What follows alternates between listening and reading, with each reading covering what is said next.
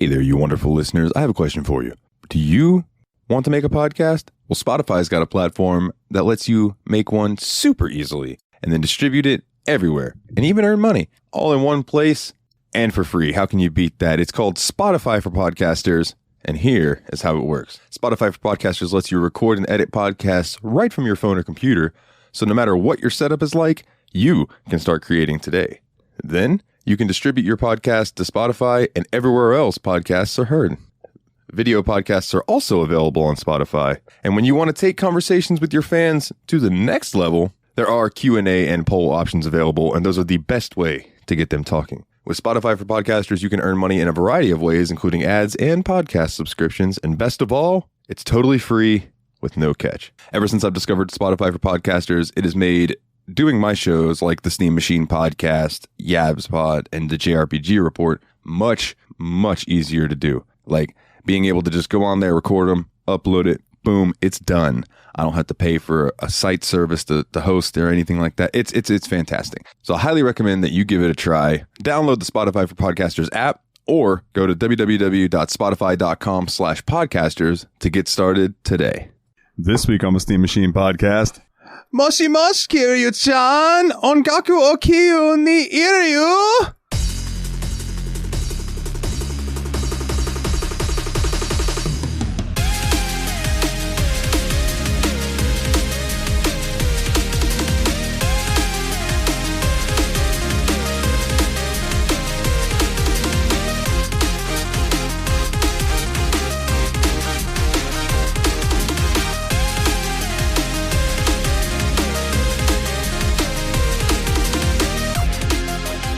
I got that right. I actually got it right. I'm pretty sure I got that right. Welcome. Congrats. Welcome back to the Steam Machine Podcast. My name is Dalton, and joining me as always are my good buddies, the Destructo Bros. This is your youngest Destructo Bro, Nate. This is the elder Destructo Bro, Willie.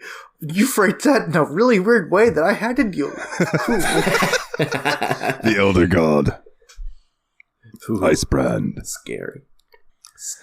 Gentlemen. And then we had the Secro Destructo brother, who will never show up on an episode of the podcast. How are you, gentlemen, this week? Oh, you know. I died, actually. I died 2 weeks ago. Shit. I'm dead. I hate to tell you guys this. I fucking died. Oh, yeah. We have a seance going right now. Yeah. I hate to find out this way. I know, dude. You were just like chatting and you didn't even know you were talking to a Ouija board. It's fucked up. Damn. I did feel the temperature drop. I need to go get the thermometer. Yeah. No. If it's under 5 degrees, we're cool. Manchester was just haunted, and we had him speaking into a spirit box this whole time. So the whole episode was like, "Hey." All the static the whole time. You just hear Majima. Just a little tiny voice from the afterlife radios back. Chan. It's not Kun, it's Chan. Shit. I fucked it up. It's all good. I fucked up the very funny joke. It still got the point across. So what you been playing this week, man? Anything interesting? Any new Doom wads? Anything? Other than our game of the week, which we'll touch on. Shit. What have I been up to this week? I don't know. Not much. Let's just say not much and keep it rolling. Word. What about you, Nate? Yeah, it's been a very Sega-heavy couple weeks for me. Yeah. So, obviously, this game, Yakuza Kiwami, that we're talking about this week, is a Sega game. But also decided to load up, because I was getting close to the end of it, and I was like, I still want to play as Kiryu, so I put up Super Monkey Ball Banana Mania on my Steam again, and because you can play as Kiryu in that for some reason, and it's adorable and funny, so ended up playing a lot more of that, and then got bored at work yesterday and decided to play through all of Streets of Rage 2. Yeah. So that was good. But then finally, a little game came out at midnight last night that I've been looking forward to for quite some time. Sonic Frontiers finally released. Yeah. That's the open world Sonic the Hedgehog game, correct? Yeah, it's fairly open world, and boy, it's a doozy. So, in terms of openness to it, is it like as open world as like Kirby, the latest Kirby game, or is it like more open world in the sense of like Breath of the Wild? It's definitely not as open as like a Breath of the Wild or Skyrim. Like you're kind of relegated to, so like it's relegated to different islands, and I just completed the first island today. Okay. But the islands are fairly large. Like I haven't played the new Kirby game, so I can't compare it to that. I'm trying to think of a good comparison point. Like, it's definitely a lot bigger than Kamurocho, but it's a lot smaller than Hyrule. You know what I mean? Okay. So, but the one thing I'll say about the game is, like, it feels good to go fast again. Like, Sonic moves fast, and it feels good. Like, the controls are finally good in the Sonic 3D game, and it's wonderful. And just like, I think the way they've been delivering the story so far has been really interesting too. You get little pieces of it here and there. The graphics are fine. Like, it's nothing to write home about, but it looks good enough for what it is. It's a Sonic game. If it looked super realistic, I'd be worried about it. Yeah, we all saw what realistic Sonic looks like. Nobody wants that. Yeah. Although, that would be a cool DLC just to have. Make him look like that. But the thing about the marketing is like, the only other character I think you saw in the trailer was Amy. And I've been getting doses of other characters I wasn't expecting. Well, I guess this one is a spoiler because it was actually a trailer for Sonic Frontiers 2. Is Knuckles. I've met Knuckles and Amy so far in it. So it's been like, I wasn't, like, in the first few trailers, that you saw nothing of any other characters. So I was like, this seems like it's just going to be a Sonic solo adventure. Like, Sonic's been the only playable character so far, but it's been really cool seeing, you know, your old favorites back in the game. And I just think the gameplay is really good. It's fast. It has a few puzzles. Like, it wants to do a lot of things similar to Breath of the Wild. But instead, like, you know how you had all those little shrines in Breath of the Wild where you'd go in and do some puzzles? This game, it has more, like, shrines in the sense of you go in and play a Sonic stage. Like, you'll play, like, a quick snippet of Green Hill Zone as opposed to playing through a puzzle dungeon like in Breath of the Wild. Oh, that's cool. That sounds really fun. Yeah. And the sound design's really good too. Like, you can tell that they took a lot of ideas from Breath of the Wild in it. Like, a lot of sounds of like, oh yeah, this is what it sounds like when you find a Korok in Breath of the Wild. Hey, you found it! But I like the music in it a lot. It's very much, what's the word? Atmospheric rather than just like straight up tunes. Yeah. But then when you get into like those like dungeony like levels, like what I was talking about, like it's called cyberspace, I think is what it's called in the game. Like those have like that's where the tunes are, but otherwise it's just like the ambient background music, and I think it's really well done and well placed. Nice. Like, I can't say enough good things about this game. Like, I waited until midnight when it dropped to download it immediately so I could start playing it. And then when I finally did, I was like, this isn't going to be that good, is it?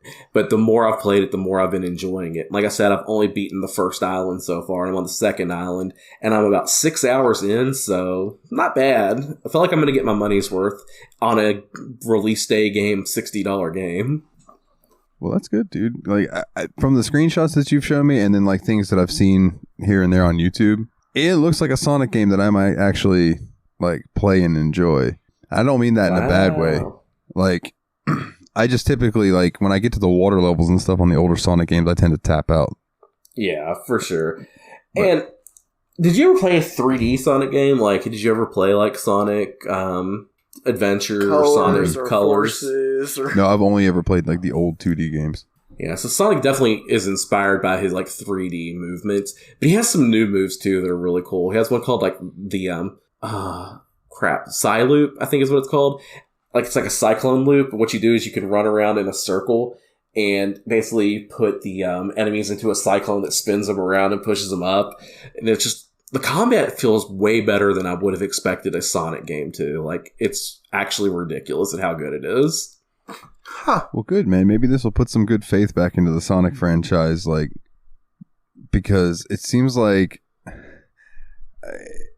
usually when they announce a new Sonic game, from what I see online, everyone is very, they're either glass half empty or half full. There's no one with a full glass other than maybe like you. I know usually you're pumped no matter what. And I respect the fuck out of that, by the way, because I'm the same way with like Star Ocean games and stuff. I'm like, people are going to be, oh, the last Star Ocean wasn't that good. It's like, well, yeah, but whatever. It's still Star Ocean. Fuck it. I like it. Yeah. No, this sounds really dope. Like, you actually have got me wanting to play this game, which is pretty cool. Like, I still think maybe the next 3D game I'm going to play is probably going to be Kirby, but after that, I would love to play Sonic Frontiers. Yeah, and I don't know where it's going to land on the scheme of things for people who aren't the biggest Sonic fans of the world, because, like, obviously I love Sonic, so I'm kind of predisposed to like it. But outside of that, I still think it's a good game. If this had another franchise attached to it, I don't think people would be complaining about it. Yeah, that's the thing is, I don't think that it sounds like you're just bringing this game up as like a good game because you're a Sonic apologist. It sounds like you're actually just enjoying playing the video game. Like, it sounds like an actual good game. Yeah, like, once we're done recording this episode, I'm probably going to go play for another hour before I have to go to bed. Maybe we should fucking rush this one in then. No, definitely not. But yeah, it's a great time. Like, I'd definitely recommend it. If you're a Sonic fan, absolutely buy it immediately because it's fantastic. If you're not, I still think it's a good game. I think you'd end up liking it, especially if you like open world games that have the open world feel where exploration is key. Like, it's really fun doing the exploration in this game. And the one thing is there's a lot of collectibles, but it gives you an abundance of them. So, like, you need to get, like, so many memory tokens or whatever to be able to unlock and help Amy do something. But there's way more than the amount you'll ever need in the game to be able to find. So it's not like you're just trying to find the last two and you have no damn clue where they are. Like, Okay. and the map markers really do a good job of helping you see where things are on the map. So as a Sonic fan, as a fan of the series, how do you feel like, I mean, this is really early, so you don't have to feel like married to your answer here or whatever, but like, how would you rank this game in your like top 5, top 10 Sonic games? Like, it's obviously not Sonic 2 or whatever, but like, where would it be? It is making a very strong case to be my favorite 3D Sonic game. Holy shit. Okay. Yeah, like, I think I'm weird because I think Colors is probably the best Sonic 3D game to this point. Because it is actually. Yeah. Sonic Colors actually whips ass. People will argue that, but some people say Unleashed is good, and I think it's trash, but whatever. Sonic Colors is just only the good parts of Unleashed in a video game. Right?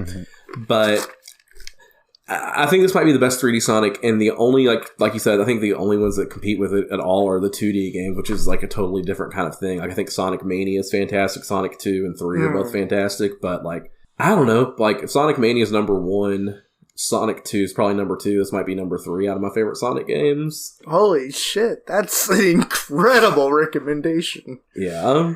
That really makes me actually really want to try this game. Like, seriously, I will drive to your house and play this video game. I wonder. Oh, it's on PC too, right? Yeah. Hey. Oh, it is. I forget. That's right, because it pops up on Steam and tells me that you're playing. For some reason, I got this on Steam. Because I just know that the Switch release probably does not play nearly as good. I think you made the right correction. I saw. I got a notification on YouTube from one of my channels that I follow today that was like Sonic Frontiers. Yeah. I don't know what the hell I was about to say, but yes, Sonic Frozen. I'm like, that's not right. Sonic Frontiers does not run well on the Switch. Let it go. Does not run well on the Switch. Yeah, I'm not surprised. Most things because this game is, I wouldn't say it's graphically intense, but it does put more effort into its graphics than the games that run the best on the Switch. Like, it looks way better than a Pokemon game and the graphics are more on the realistic side than, say, like Mario Odyssey, where Mario Odyssey is like a little bit more cartoony. This one does have a little bit more realism to it. And the Switch just chugs when you try to play anything that has any semblance of realistic graphics in it. Oh, yeah. I heard Metal Jesus one time. He was talking about playing one of the newest Wolfenstein games on the Switch. And he said that, like, he was like, this might be a Switch killer. He goes, because my Switch was, like, hot. And the fans were whirring in it, like, when I was playing. I can't imagine playing some of these games that the Switch has on it on the Switch. Like, I think it sucks at playing Skyrim, because I bought Skyrim on the Switch originally. Yeah. And I think it does a terrible job of playing Skyrim. That's why I didn't like Skyrim for such a long time. Which is hilarious, because Skyrim came out like 5 years before the Switch did. But I didn't have the systems to play it, you know what I mean? So I can't imagine people playing, like, Doom Eternal or Mortal Kombat 11 on That's what jumped Switch. out to me was Doom Eternal. Yeah, it's like, come on now. That game should melt a Switch. Yeah. Like, I'm surprised the game was the system was as good as it was with games like Dead Cells and Hollow Knight and all of that. Like, I've been a long time Nintendo apologist, but I'm like, they need to put some power in whatever the next system is to be able to handle some things. Like, if the Steam Deck can do it, you know what I mean? The Switch should be able to, like, the next Nintendo system, whatever it should be able to handle more than it can. It's going to come out. You know, they listen. It's going to come out in the news and it's going to be like, new Nintendo device comes stock with an RTX 490 or 4090. Oh, it's the Cumstock, finally. The Cumstock 4090. The Cumstock 4090. God, that actually really does sound like a piece of machine, though. It does, yes. Like, if someone told you that they bought a Cumstock 4090, you'd be like, yeah, that's not right. I would be like, do you mean Comstock? And they'd be like, no. And I'd be like, all right. I'd believe if you told me that was a strain of weed, too. Yeah, So. Yeah, absolutely. I've seen some ridiculous names. Even when I went to the dispensary and I'm like looking through the menu. This is hippie pressure. This is Cumstock. Looking through a menu of weed is just like one of the coolest things. That's so funny. But yeah, just having the names of some of them are just hilarious, like Florida Funky or like things like Florida that. Funky. Just like, whatever. And that's your porn name. I'm like, Sonic, he doesn't chuckle. That's the name of the fucking strain. Did you say it's my porn name, Florida Funky? Oh my god. Yeah. Florida Funky. Wow, wow, wow, wow. I've been feeling I'm so sad that I made a halfway decent joke and Nathan made a way funnier one at the exact same second. And he was the right one to follow up on. Oh, it's Knuckles.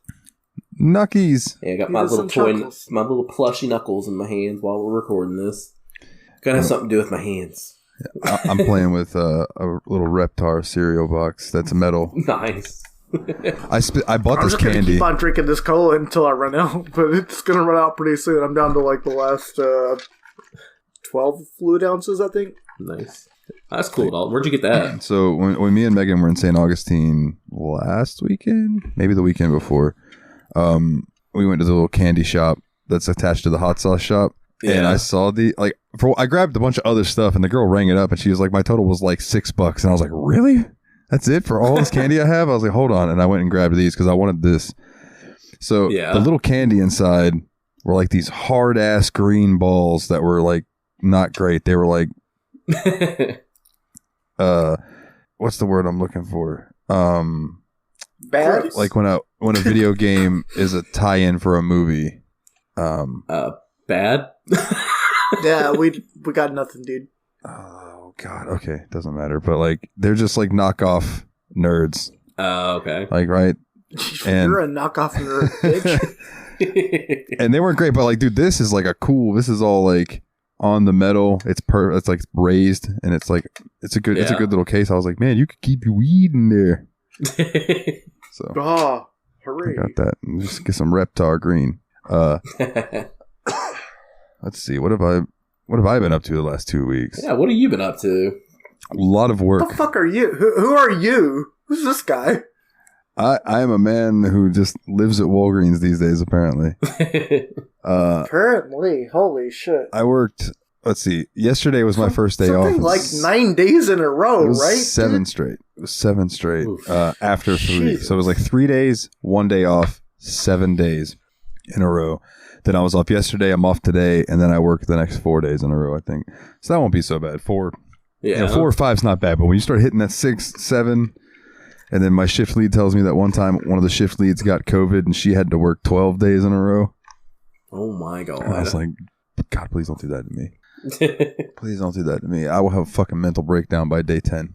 Which part don't give you COVID or don't give you 12 days in a row? Both. 12 days in a row. Because you get to pick one. You get to pick one. Now the genie is lit. I'll take the COVID. I'll take the COVID too. Yeah, fuck. I'll take the COVID. Fuck that. Y'all think y'all are young and hot, young, dumb, and full of cum, but I've had you don't it before. even know. I can survive it. Fine. You had the Omicron. You had the bullshit doofus fucking version. I think I had something like before COVID hit. I got really fucking sick, but it was like a stomach thing. I actually did have the Omicron a while back too. Like, I was in bed for like a week, couldn't keep anything down.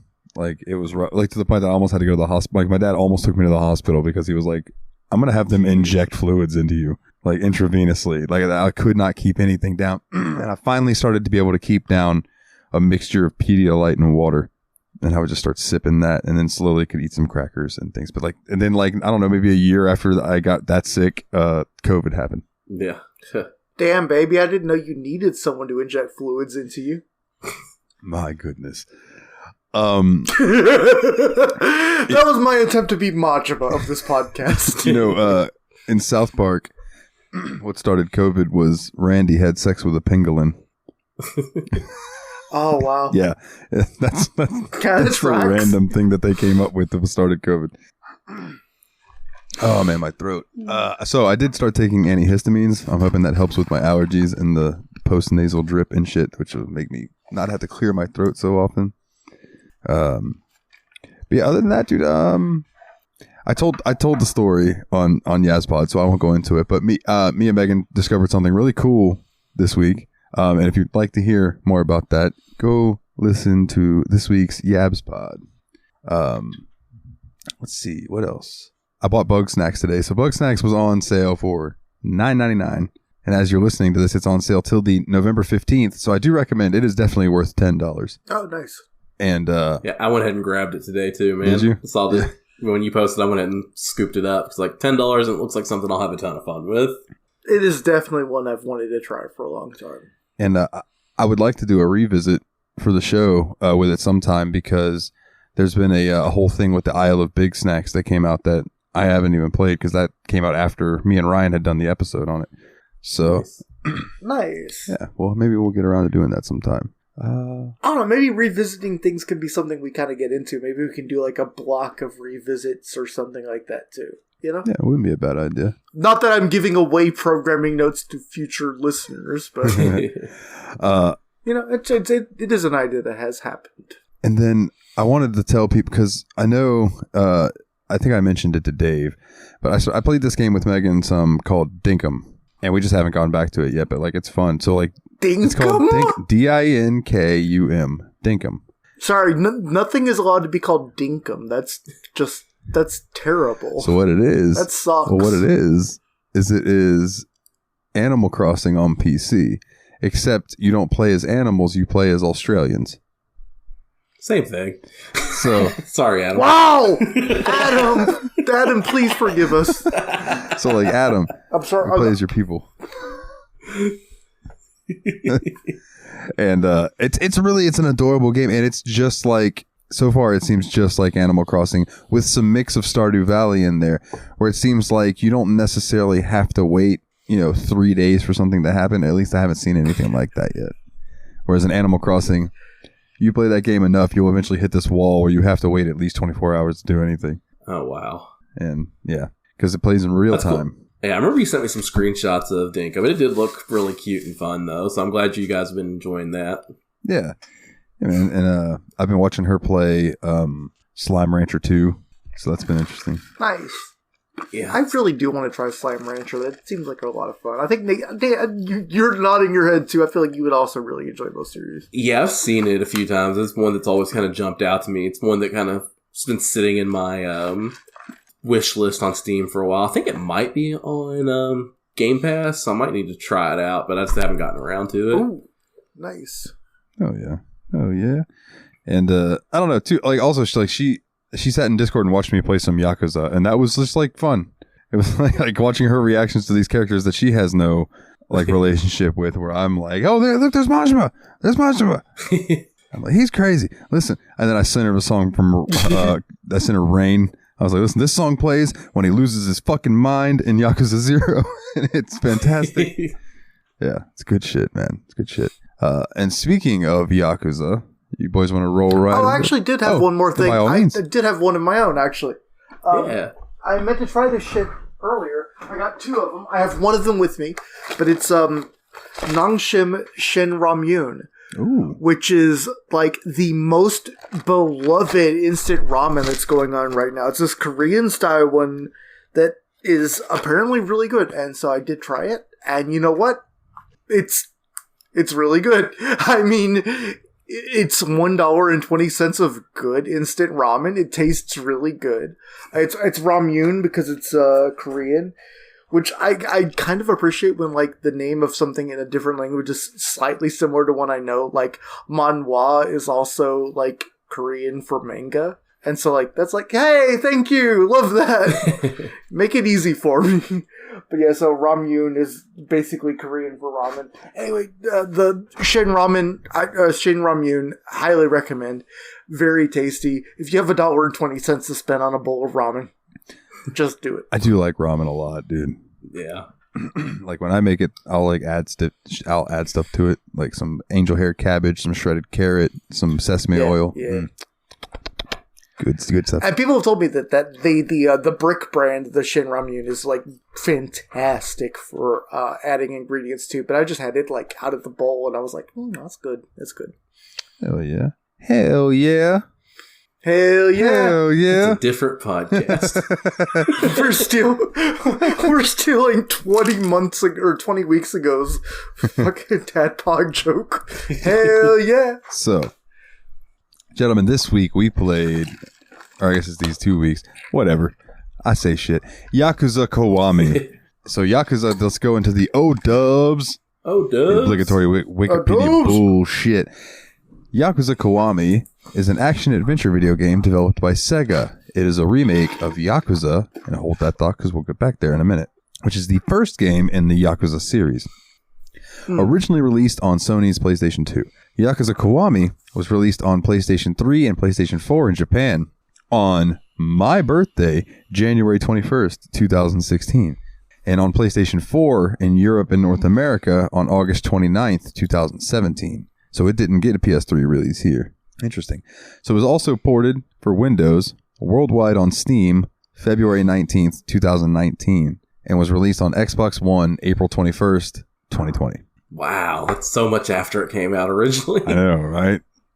So, like, a lot of Yakuza fans are very happy that the game is now getting recognition, because it took till like zero for people to play that and be like, "Damn, this is really," and then check out all these other Yakuza games that came out because this was a cult series for a long time. Yeah.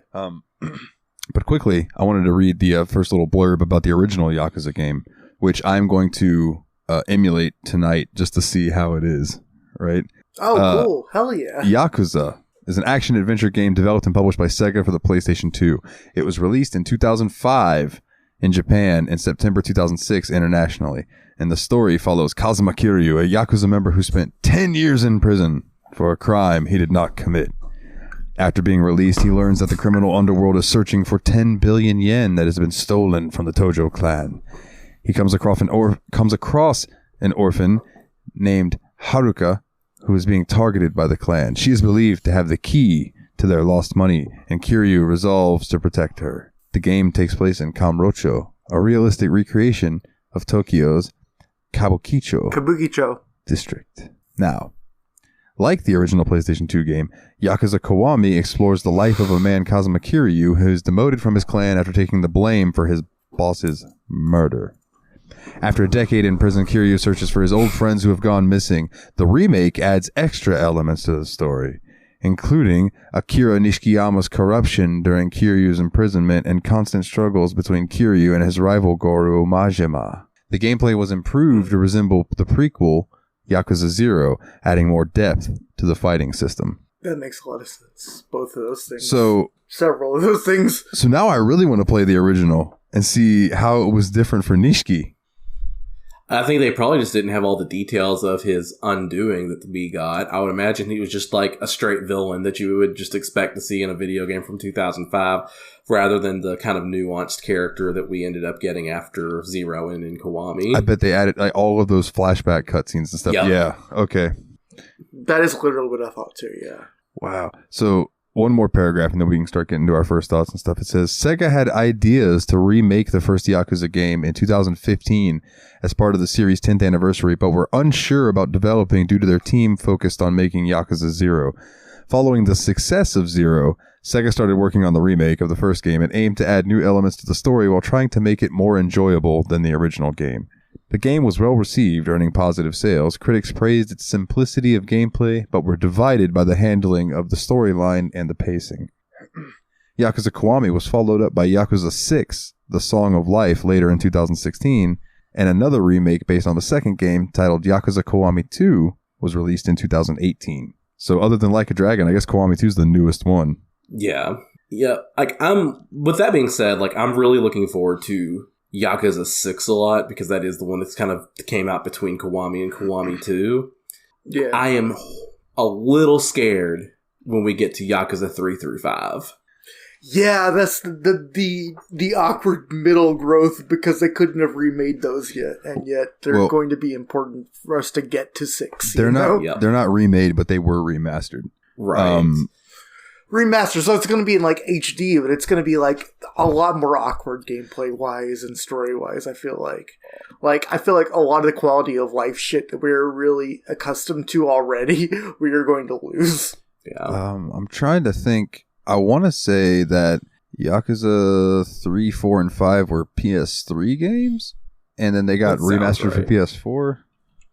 Let me look real quick. That sounds right to me. It's just... Yeah. Seems accurate. But yeah, even still, PS3 games, like... So, one of the games we're coming up on playing, Kingdoms of Amalur, like, I first played that on PS3. Okay. You know what I mean? So, while that game is really fun, there are things about it that make you go, okay, so you can tell that this is a product of its time. So very, very, very, wow, let me try that again. It may very well be that Yakuza 3, 4, and 5 didn't age super well, but I don't know, man. Like, as long as the story just keeps being as good as it's been, yeah, that's what matters the most to me. For sure. But I mean, even in this game, there were some fights and some moments in this game that I felt like played pretty badly. So, like, I think when we get to things that didn't even have that revision, that's gonna suck. Yeah, yeah, I can see that. Especially like probably 3, because that'll be like the earliest of the ones. You know what I mean? Yeah, I'm expecting 3 to be the hardest to get through of the series for us. Where I think 4 will be improved and 5 will be improved on that, and then 6 is just going to feel amazing. But 6 will be like our coming home moment when we get through 3 through 5. Yeah, because it's going to be quite the jump going from the newest one in Kiwami 2 to 3. Mm-hmm. Yeah. But then we'll round it up all the way back, and then we'll get into Like a Dragon. Yeah, I'm looking forward to seeing Ichiban's struggle. That's going to be fun. And then we can get into like a Dragon Ishin, and then Like a Dragon, the man who forgot his name. Oh shit, that's and all of those. We have Judgment, Lost Judgment. There's so many more fucking games. Judgment too, yeah. God, this series is going to be with us forever, and I'm so happy about it. Me too. I know. It's going to be like Yakuza, Final Fantasy, Trails. I was going to say the Legend of Heroes series, and then like I was going to say Dragon Quest, but I guess there's only a handful of them on PC so far. But yeah, there's like, okay, I'm sorry, we're getting derailed as hell on this, but like, why is like literally every Final Fantasy gotten a pixel remaster and put onto Steam, and yet Dragon Quest can't get a single game other than 11 on Steam? Like, eat my shorts, Square. I don't know if they still think that the want's not there, but I mean they did the remasters for the Switch for Dragon Quest 1, 2, and 3, and I bought them. I mean I haven't played them because they're on my Switch, but I bought them. How hard would that have been to put on PC? Eat my shorts, Square. Yeah, or 8 or Dragon Quest 7 or any of them except 10. Except 10. All of them went to even when they got remade into horrible mobile consoles that no one has anymore. Yeah, and it's like, damn it, man, give us some Dragon Quest love. Slime time. Amen. Slime time. It's slime time. Anyway, why don't we talk about Yakuza Quizami? Wow, Quizami. Quiznos. Yo, Quizami. Let's go to the Yakuza Quiznos. John Lake Quizami. Oh man! So rolling into this one, first of all, I want to know what were your expectations going from 0, which we knew was a prequel, to this one. Let's start. Sorry. So for me, like, I just really thought that, okay, this is going to be 1-to-1 exactly like 0. Like, Kiwami's just going to be like the story from Yakuza 1 updated and put into the Yakuza engine that they use for 0. And it's just going to play exactly like 0, but you only get to play as Kiryu. That was what I thought I was going to get going into it. Just a different story with just Kiryu, but the same exact everything else. All right, what about you, Willie? That's funny because that is almost exactly not what I expected. I actually expected this game would still be a little archaic and a little bit weird and like dated even after they updated it. So I didn't really have really high hopes going into it, even though I know the game was highly regarded. I thought it was still going to have a lot of old-timey PlayStation 2 era quality of life issues. Okay, so I kind of thought it was a mix of both. I hate to be like the middle porridge, but like I thought that it was going to look better and it was going to play better because they based it off of Zero. But like Willie said, I also thought that maybe they didn't patch out some of the shit that would have bugged you back in the day. Like one of the things that I thought was a great touch, and I noticed it right off the bat, Kiryu had a cell phone now, so you could save wherever you wanted. Yep. That was beautiful.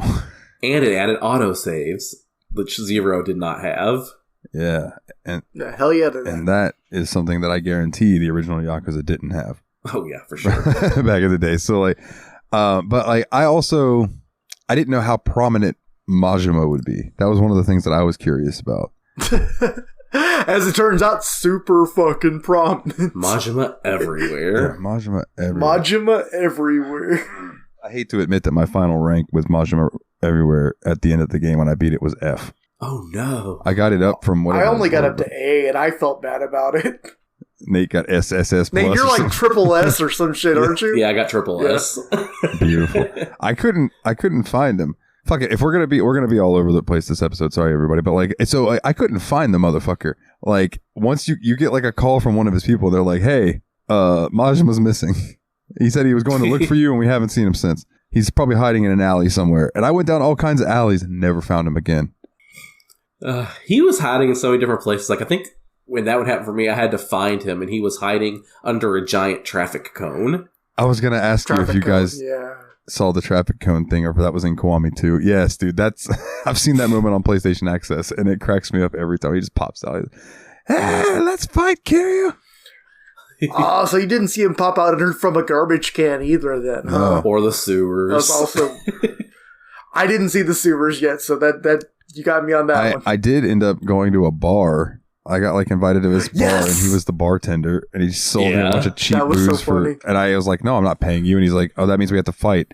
And Kiryu's like, "Okay," and Mashima's just like, "I love you," or whatever, and then they go out there and they fight because he just loves fighting. And that was a great scene. But no, there's probably a bunch of stuff that I didn't see, which we'll cover later. But like, but yeah, so when the game first starts out, correct me if I'm wrong, does it immediately start going to the stuff where like Kiryu goes in and they're at the bar, him and Nishiki are at the bar with the girls, and it kind of does the whole you do the gift thing, isn't that like right at the beginning? That's a little bit very early on. It's very early into the first chapter. The very first thing you do in the game is you meet this guy called Shinji, and you help him because he comes to you. He's like, "I shouldn't be having to ask you for this, boss, but can you help me out with this job? I'm trying to do a collections job over at Peace Finance." So that's right. You go with Shinji over to Peace Finance, and you basically beat the crap out of the loan officer there to get the money from him. I love the fact that Peace Finance still gets marked on your map for the rest of the game as a story important place. That's the only time they ever come up. You just beat the hell out of them, and it's like, oh, okay. Yep. And then, what ifs? And then after that job at Peace Finance, you get a phone call from Nishiki, and that's when you go to the bar Serena, and you go and meet with Yumi, Reina, Nishiki, and you. That's right. That's right. And that's when you have to go, and you end up. Is it Reina that tells you about the ring? Yeah, so like you find out that it's Yumi's birthday coming up, and you just need to get her a present.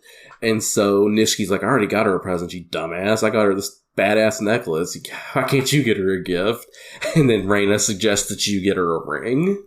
That's right. I mean, it's a nice ring, and she says she's like looked at it in like a magazine and all that. It's like a famous designer ring. It's not just like any old ring. Yeah, and it's from France. It's pretty cool. It's from France. Francais. We are from France. And he has it engraved with Yumi's name on it. It makes it all pretty for her.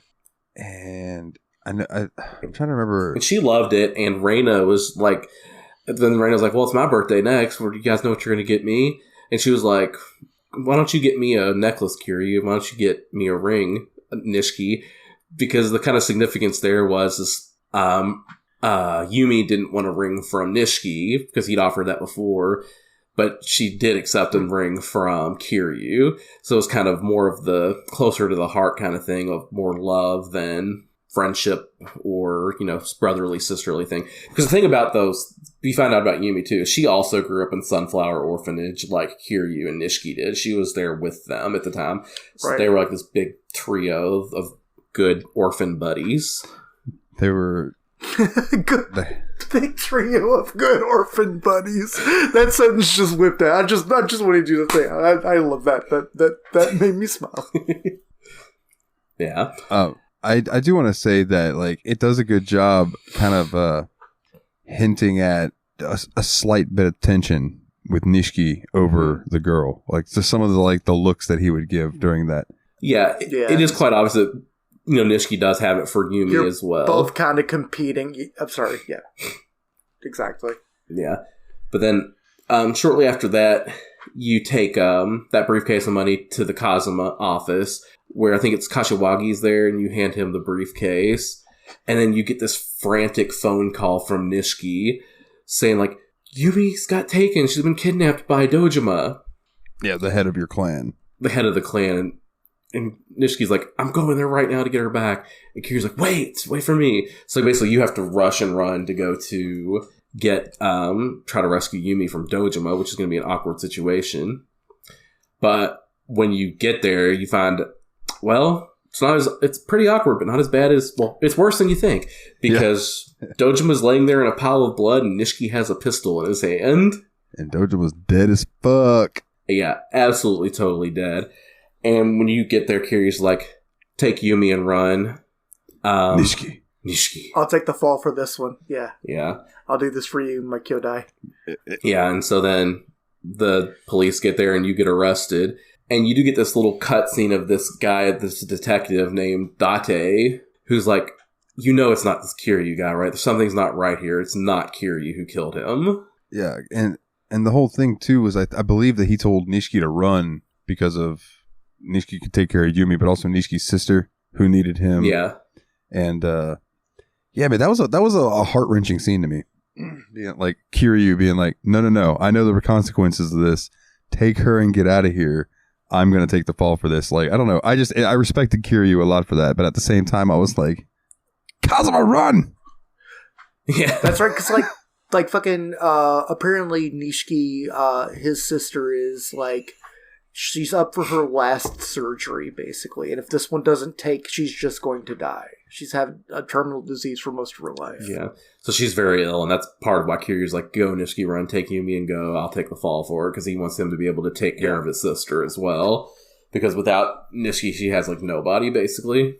But yeah, after that, you get into prison, and of course, one of the first things that happens when you're in prison is you get attacked in prison by some of the inmates, and you have to have a nice prison brawl. Beat the shit out of those dudes.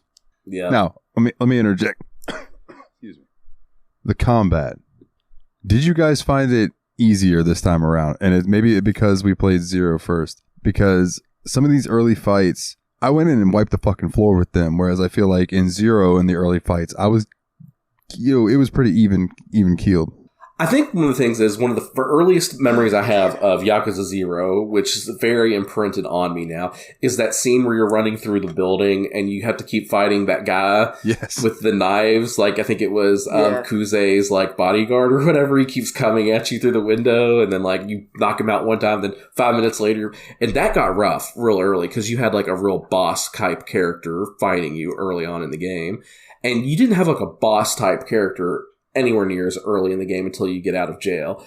And then I think it's one of those scripted lost battles too. So it's one of those things that I think it didn't ramp up as quick. It gave you a little bit more time to practice your fighting with the guys in the prison and the peace finance officers. I just felt like once I got back into the swing of rush mode, just that quick dodging between their hits and just throwing like 6 or 7 quick jabs. Yeah, it was just like riding an old bike, I suppose. Yeah. But yeah, you get into that fight and everything. You're like, actually, first, what happens is you get a letter that's from Shinji, brings you a letter from Sarah, Chairman Sarah, who says that you've been expelled from the Yakuza. And then it's important, though, that the word is expelled, not banished, but expelled. Right. Because apparently those are very different levels. Like, if you had been banished, that means if you would even talk to a Yakuza, that guy would be under punishment. So, like, you were, like, given the middle punishment, which is wild, considering you just confessed to killing Dojima. Yeah, the patriarch. You're, like, literally committed patricide, basically. Yeah. Yeah. Yeah. I didn't think about it being patricide. Yeah, it's absolutely... yeah, fucked him up. Yeah, and so then you get into that prison brawl. It's like, yeah, I figured the people trying to kill me. Who sent you? And they're like, Sarah. Chairman Sarah did it. Which immediately did not make sense to Kiryu, because, like, why would he get expelled from the Yakuza, but then also try to get assassinated by the same person who expelled him? So there's always some red flags. And then for 10 years... nothing happens. You're just in prison. Kiryu lives out his time in prison as a model prisoner. Nobody fucks with him after that initial fight. Model prisoner. Yeah, model prisoner. So he gets out in 10 years for murder. And he shaved his head, which was interesting to see with him with the slick cut. I was just like, oh, he doesn't have his hair. He doesn't look like Elvis. Yeah, and so now that's chapter 1, is the murder to 10 years in prison. And then after that, basically, is when you just get out. And you're, hold on, this thing I'm looking at is like not working properly. Like, you go around, and you have to, one of the first things you have to do is find the information guy, right? Who's standing in the middle of that plaza. Well, before that, right before you get out of prison, you get a letter from Kazuma, who is basically your adopted father. And he sends you a letter saying you need to go to Club Stardust. There's people there you need to meet. So before you can even get headed there, as soon as you get out of your car to get back into the streets of Kamurocho, you're encountered by Majima, who's just like, Kiryu-chan, you just got out of prison. You have to fight me now. He's like, your 10 years have made you soft, so we need to fight to get you back into fighting shape if you're going to be out here in the streets of Kamurocho. I lost 2 fights the entire time I was playing this game. I got beat twice. This was one of them. I think this was a scripted loss. I think you're supposed... Yeah. The other one was an actual loss, but this... It was also demonstrable. Because you've lost all your stats. Like, everything you've learned in Yakuza 0, you've spent 10 years wailing away in prison, so you've lost all your stats. You're not as powerful, strong, or tough as you once were. And so you lose this fight to Majima. You got beat up hard. Like, he screws you up. I did this fight twice, right? I beat it, and then I loaded it and not beat it, I'm sorry. I got beat, and then I loaded it and used a trainer and give myself infinite HP, and then beat Majima to see if the ending was any different. It's not. You would sit there and wail on him and wail on him and wail on him. Loss. And then at the end, Kiryu's still standing there like, holding his arm like everybody and sighing up and down his back. Like, fuck. And Majima's like, yeah, you're rusty.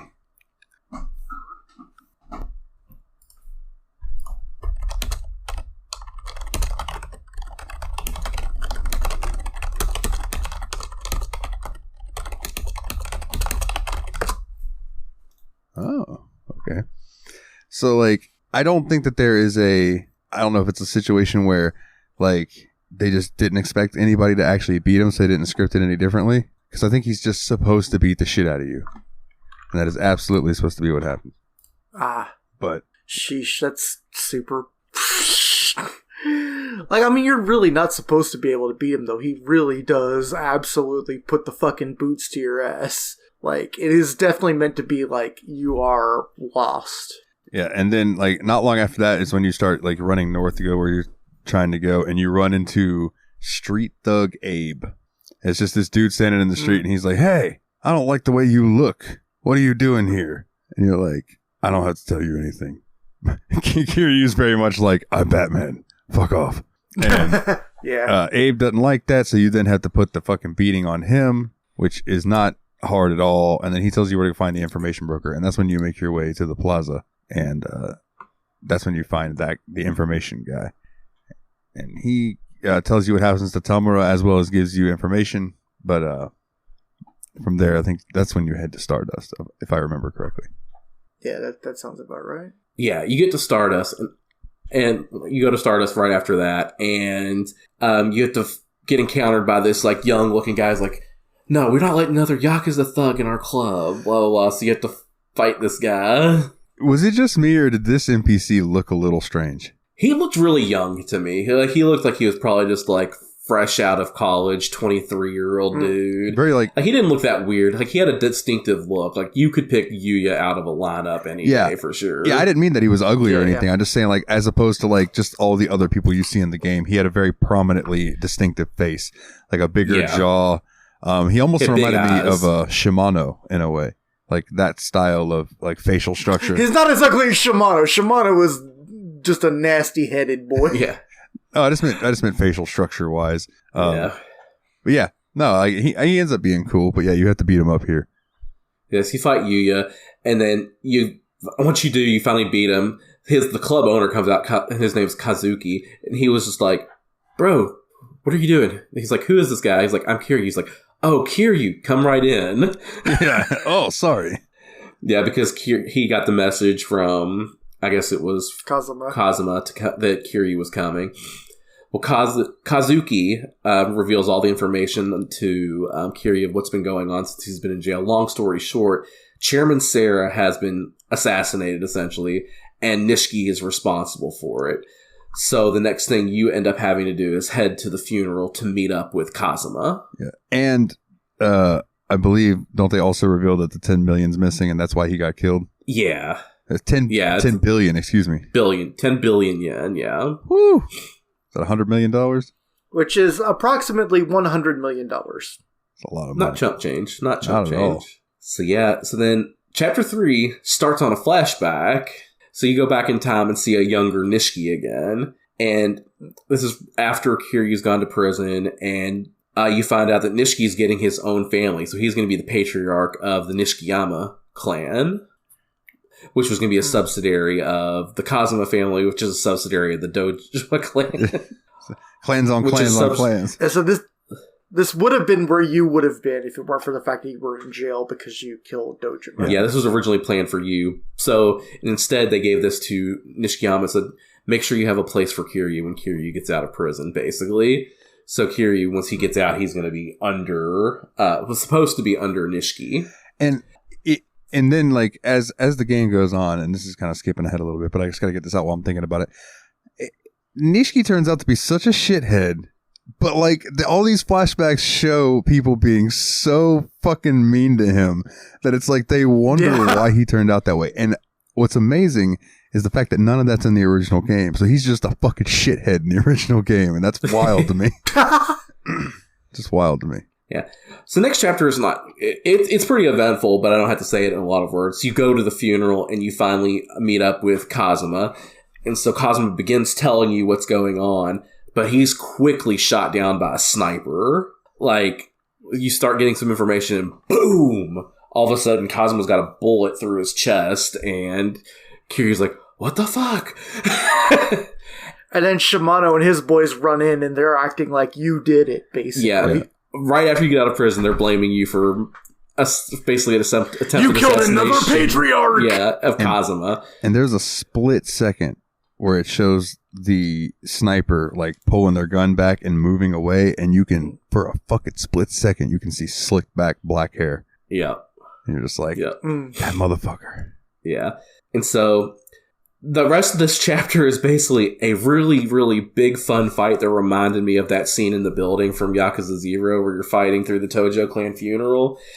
So it's like, it's a big fun fight sequence where, like, every time you get past, like, a checkpoint, Kiryu throws a big ass punch and knocks a dude through a wall, and you continue on through there.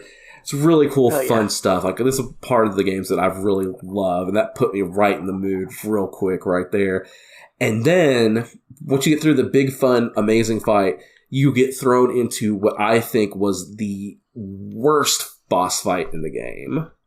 I want to point out that Nathan literally wrote in his notes, this is the worst fight in the game, and I don't disagree. This sucked. This was so bad. Like, Shimano? Yeah, you had so much momentum and so much fun going into this fight, but then, like, once you're about to get out of the funeral, Shimano shows up. And Shimano is this big old dude. Like, he is huge, scary. He's got, like, not quite sumo wrestler build, because he's not that big, but he's, like, you can tell this dude's strong as hell, and he eats a lot. Yeah. Yeah, and I don't remember having too much trouble with him. I just remember him taking a long time. Yeah, see, that's the thing. It wasn't that hard. Exactly it just took literally 10 minutes to get through this fight, because you had to basically peck at him, and then he had, like, super armor, basically. So, like, you had to punch him a few times, back away. Punch him a few times, back away. And it just took so damn long. It wasn't technically interesting. It was just slow and painful. And I don't know if this was to point out just the fact that Kiryu has gotten so much weaker while he was in prison or whatever. Because you do fight Shimano later in the game, and it does not feel this bad. Yeah. Yeah. But, like, I don't know if that was an intentional choice by the designers of the game, but if it was a bad one, because this was just the least fun part of the game for me, was that fight in Chapter 3 of 13.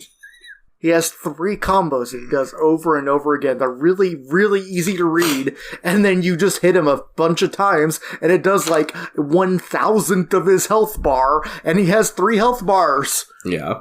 And all the bosses in this game have this thing where they like crouch down and they start glowing and they heal health. So you have to keep wailing on them during that. At that point, you don't have the Kiwami move to probably do the correct response at that point. So that, like, makes it, it sucks. Yeah, so you don't have like, the tool to deal with it. I do enjoy the Kiwami move, but yeah. He gets free health back, and it sucks, and it wasn't fun. Yeah. That said, after this, the game gets better. Yeah. So that's the end of Chapter 3. You beat Shimano finally, and you walk out of the funeral. And then you go to Chapter 4, where you get another flashback. But this one basically comes down to is just Nishiki having so much trouble with his men. Like, they don't respect him. There's like, yeah, they put us under you because you don't know shit, and we do know how to be Yakuza. So you just shut up and let us do the work. Basically kind of thing. Yeah, dude, they bitch him up hard in that first meeting. Yeah, like, they have no respect for Nishiki, essentially, is what that whole comes down to.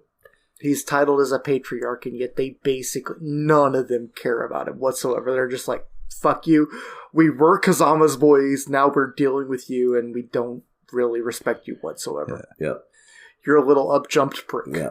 So then, after that flashback, it flashes back to Kiryu, who's just walked out of the funeral, and a car pulls up while there's a bunch of Yakuza trying to chase after him, and you just, like, jump in the car, and it's Date, who is that private, like, that investigator from the beginning of the game who was, like, sure that it wasn't you who did it.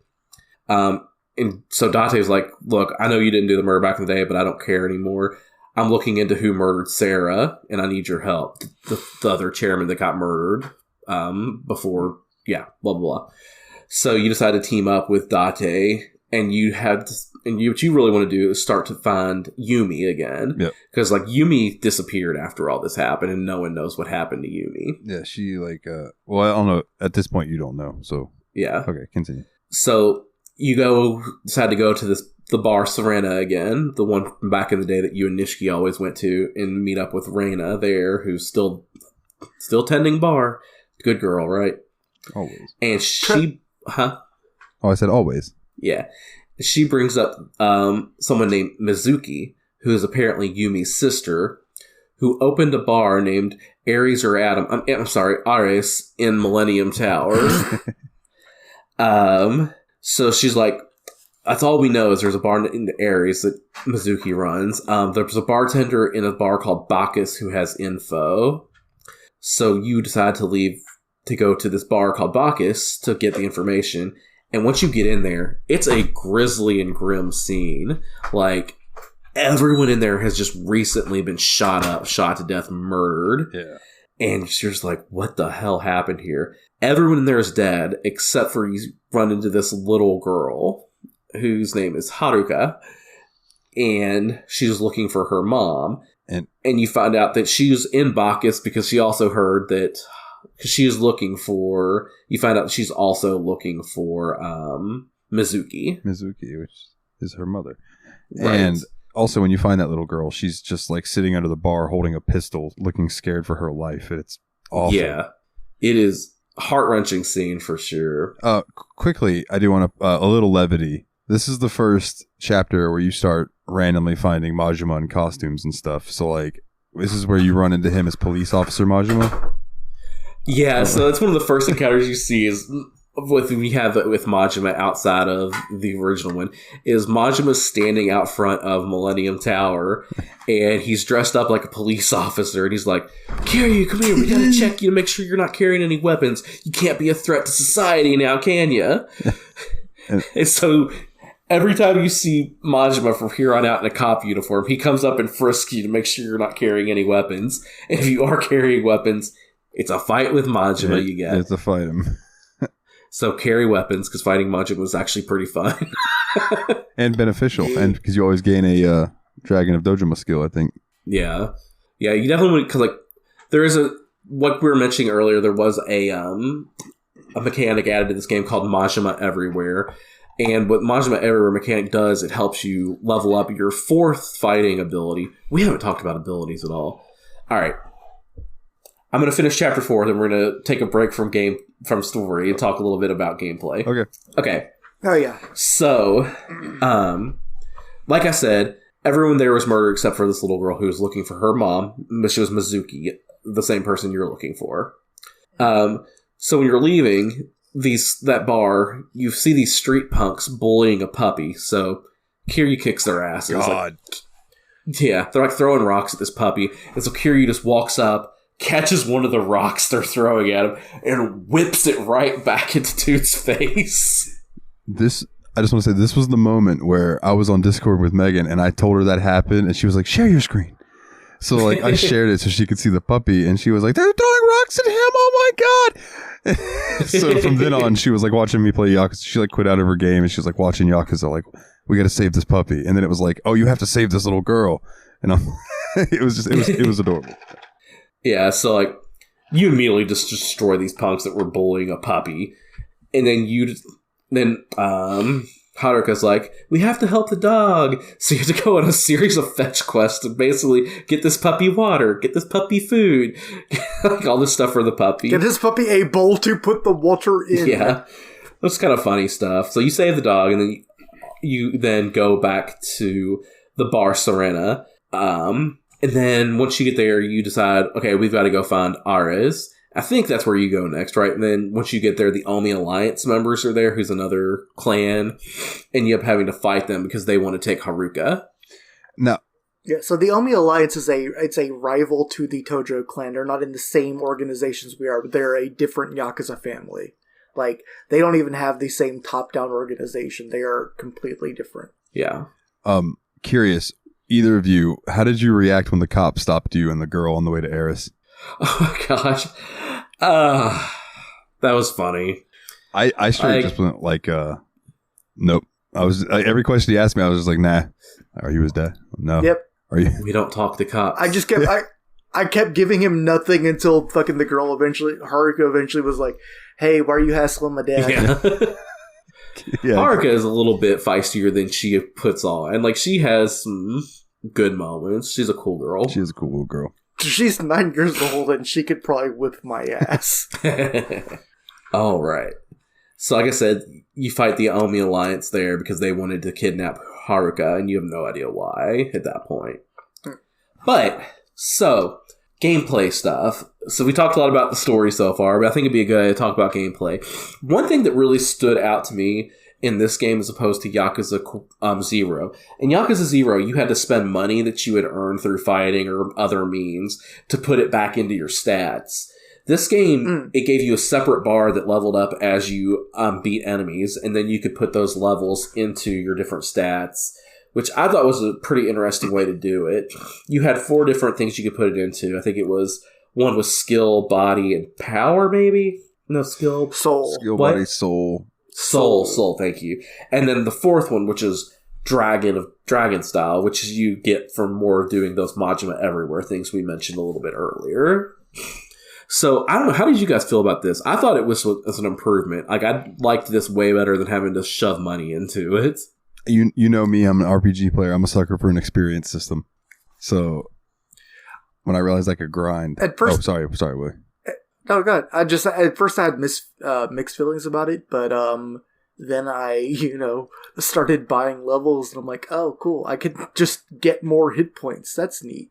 But, like, I don't know. I felt like it made more sense than just spending money. Like, it felt like I was leveling up rather than spending money. Yeah. I mean, that's essentially what it was, for sure. And I think it made, like, a lot of sense, too, because, like, you're trying to get your skill back that you had before you went to prison. So, like, fighting it out and gaining experience from those fights and then being able to put that back into yourself. I think that made a lot of sense. Although you did also get experience from completing side quests and things. But I did feel like we were shaking the rust off of Kiryu after 10 years of the whole. Oh, yeah. So that did make a lot of sense, actually. Absolutely. So, speaking of side quests, did you guys have any that really stood out to you this one? Because I know we had a lot that stood out in Zero. I thought the side quests were a little bit better than Zero. I really did. But there were still some good ones. Did you guys have any that really jumped out to you? Well, let me go ahead and get myself out of the way.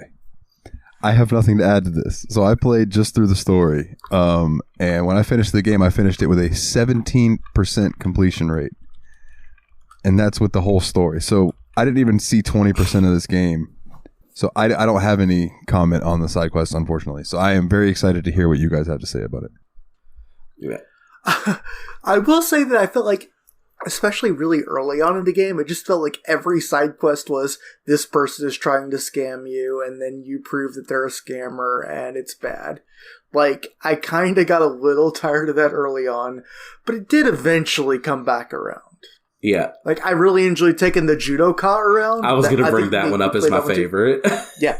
Go hard. So you tell them about it. So you end up breaking up this fight between this, like, you think what's happening is this man is sexually harassing this woman, so Kiryu goes and beats him up, and then the woman's like, why did you hit him? Why did you do this as my boyfriend?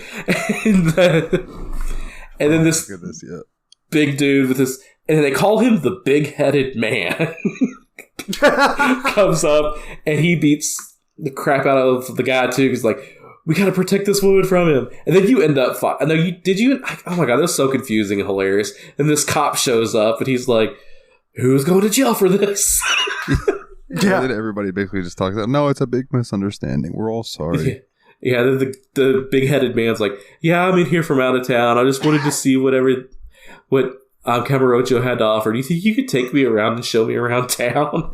So eventually he's like, let's go eat. So you go end up taking him to the fanciest Japanese steakhouse in town. He's like, I want 2 whole cows, please. Oh, maybe I didn't take him there. The one I ran into when the waiter came over and they were like, what would you like, sir? He goes, I'll have one of everything. And the waiter's like, what? Oh, I mean, yeah, yes, sir, of course. It's funny. It's great. And then you take him to a cabaret club where you just order wine and drink with him and the host girl. It's a fun time. And he's like, man, I do enjoy this, but this isn't really what I'm looking for. Like, I'm a fighter. I'm a competitor. I want something a little bit more underground that not everybody knows about. And she's like, Kiryu's like, ooh, I think I have a place for you because you do know of this underground fighting arena. So you end up taking him there. He's like, Kiryu, fight me. It's what I really want. I saw how you can really throw a punch out there and you have to fight him. And he gets so happy when you kick his ass. Oh, man. See, I never got to finish. I did start that quest. And I took him to the restaurant and the cabaret. And I fucking forgot to go back to the place in the purgatory because I was just trying to get through the story. But I would have liked to have seen that because I did enjoy the first parts of that quest a good amount. And now I do want to say, when I first got that quest, I thought that was part of the main story. So as soon as we got done talking, I ran to the pink spot and more stories started happening. And I was like, oh, damn it, no. And I thought I missed my opportunity to help that guy. And then later on, I randomly ran into a restaurant to have Kiryu eat. And a cutscene started with him. And I was like, oh, good. Oh, good. Yeah, I like that sub-story a lot. And, like, I think, Willie, you mentioned that it turns out that guy, that big-headed man, was based off of a real-life judo fighter. Yeah, it's an actual judoka that I think has the actual name that they gave him in the show. Even, like, they didn't even make a fake name for him or whatever. He's just literally modeled an actual judo guy. That's awesome. Is it... Did you have any other sub-quests you really liked, Willie? I mean, this one was kind of like more of an emotional one or whatever, but I really did like the one where you like find a little kid and then you like get Haruka to like hang out with him for a minute, and then he's like sick and you take him to a doctor's office. Yeah. And like, it turns out he had like an appendicitis that was about to burst. Oh, what? Because like the people there were just like the other guys were like, oh, how dare you operate on this kid before us, you know? And it just turned out, no, like that dude's fine. This kid needs to be operated on immediately. Yeah. Cool. I also really like the one where you just ran around the city looking for 2,000 yen bills. Oh yeah. Like to bring back to the guy from the Vincent. I didn't finish that one. I got 2 of them and then got sidetracked. I did find all of them, and there's not like a surprising ending of it or anything. It's just like a fun way to travel around and look for things. Yeah. But like, I thought it was a cool idea because I don't know, it just seemed like a fun like time capsule of that exact period in Japan at that moment. Cool. Well, I guess we can do a little. Oh, go ahead. I was just saying because it was funny. Like people like in the game were like they acted like that 20,000 yen bill was like, or 2,000 yen bill was like, it was like a $2. They basically treated it the same way as a $2 bill, you know? They like treated it as like, maybe this is counterfeit. This is a real weird piece of shit. What is this thing? Yeah. Because I think they, like, the way they brought it up in the story was like, that was the 2,000 yen bill that they brought up for the year 2000. So Kiryu didn't even know it existed because that was when he was in prison. That's right. This? Yeah, that's true. That's rad. I I didn't get it. That's rad. This game though. That no, made me sad. neither. I was sad about that too. Sadly. No, that's rad. Holy shit. No. Holy shit. I guess we can get back into a little bit of story talk. So, caveat here, I only did summaries for the first 5 chapters of the game, so I might let one of the other boys try to summarize the rest of the plot, because I didn't get to write this down, but... The plot only gets more complicated after where you summarized it too, is the thing. Well, I'm not going to be the one that does all the work all the time, so... I'll try. Damn. I have the next chapter. It gets all twisty. Huh? It gets all twisty. It does.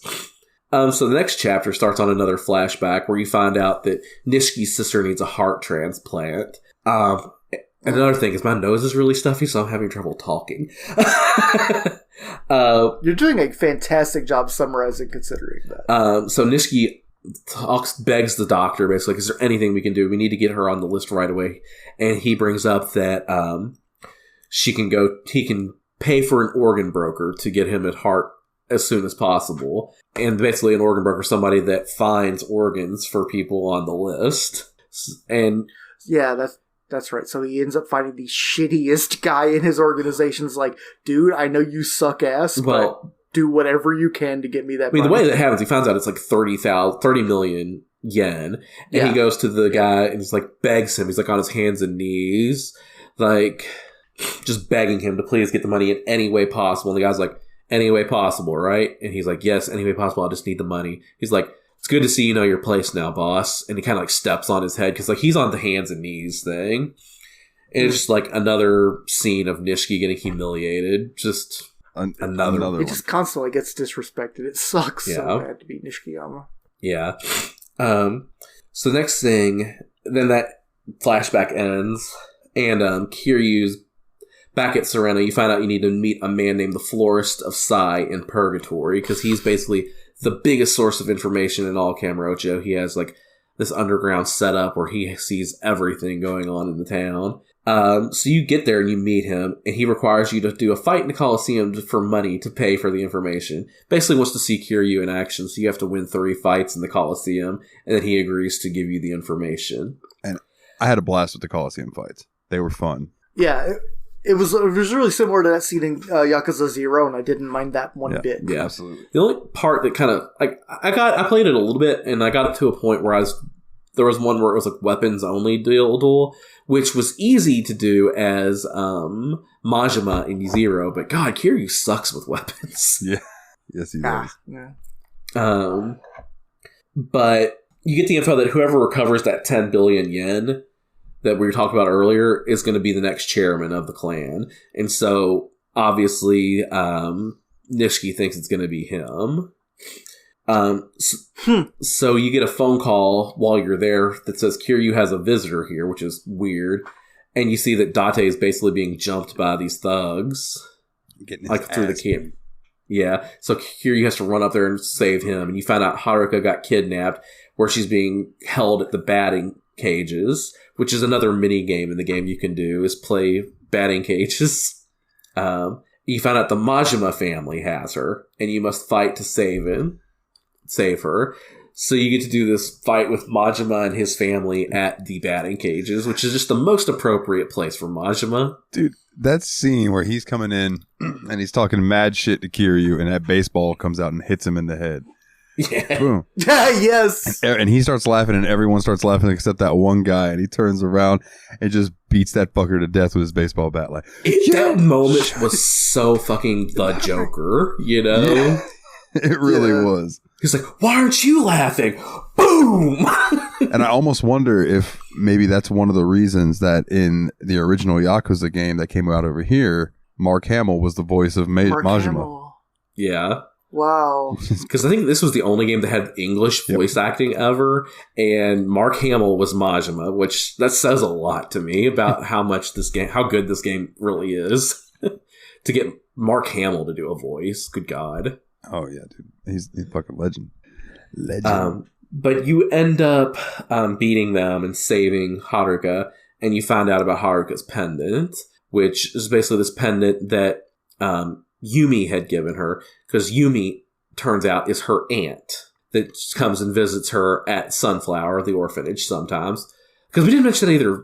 Haruka lives at Sunflower now, the orphanage where Kiryu grew up. Which is the same orphanage that Kiryu and Nishigami both grew up in, that was founded by Kazama.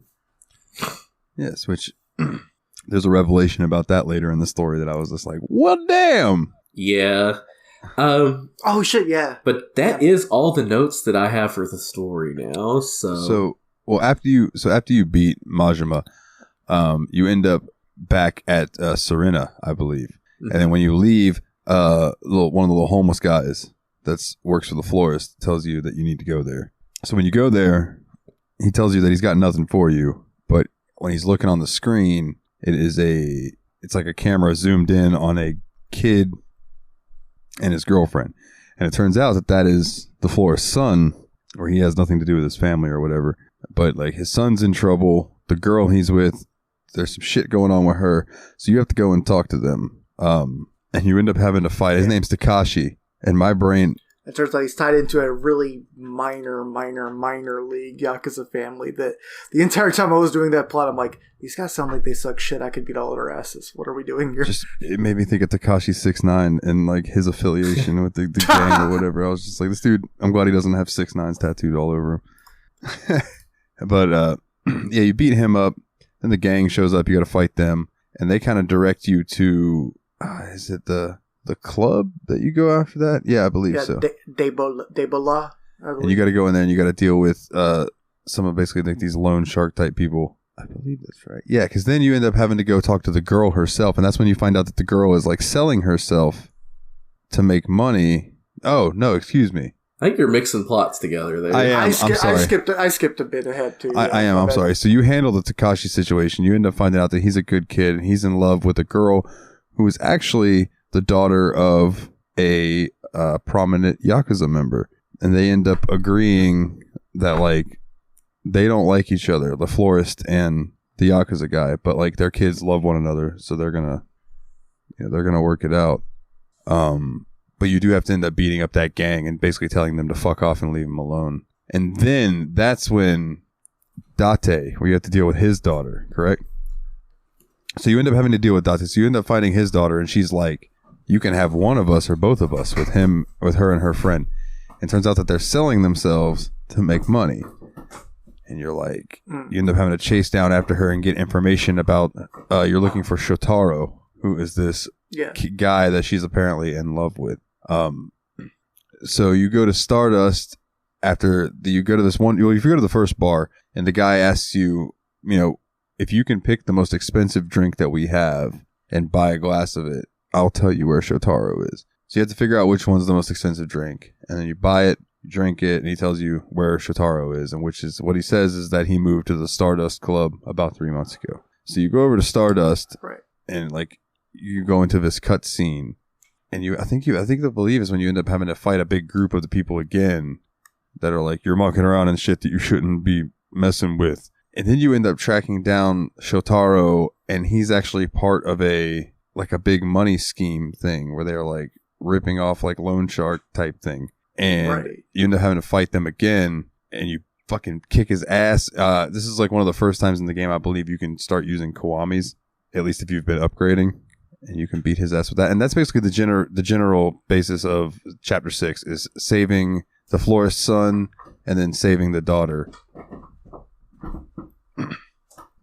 And then I'm trying to remember what happens next. Oh, this is when you go into this is where they find the dead girl with the tattoo on her. Oh. Yeah. And you take the tattoo to Kiryu's tattoo artist because he's like, I recognize that tattoo. I know it anywhere. So he goes and asks the tattoo artist. Tattoo artist is like, no, I remember every tattoo I've ever done, and I do not remember that one. So then you kind of have to, I think you have to follow the trail to go find Haruko. Does she run away from you? Or Haruka, excuse me. And she runs away, and you have to like ask people, and then she go into the second place and be like, where'd she go? And then you go to the other place, and you kind of follow her around. You eventually, is it when you come on to her in a park, and she gets nabbed, and then oh yeah, and then she gets kidnapped by like 3 different like color coded gangs or whatever. There's the white, red, and blue gang. Yeah, and you have to fight through all them, and then eventually you do find out where Haruka is, and you go back to Stardust, right? Yeah, and that's when you're introduced to the MIA, which is like the Men in Black.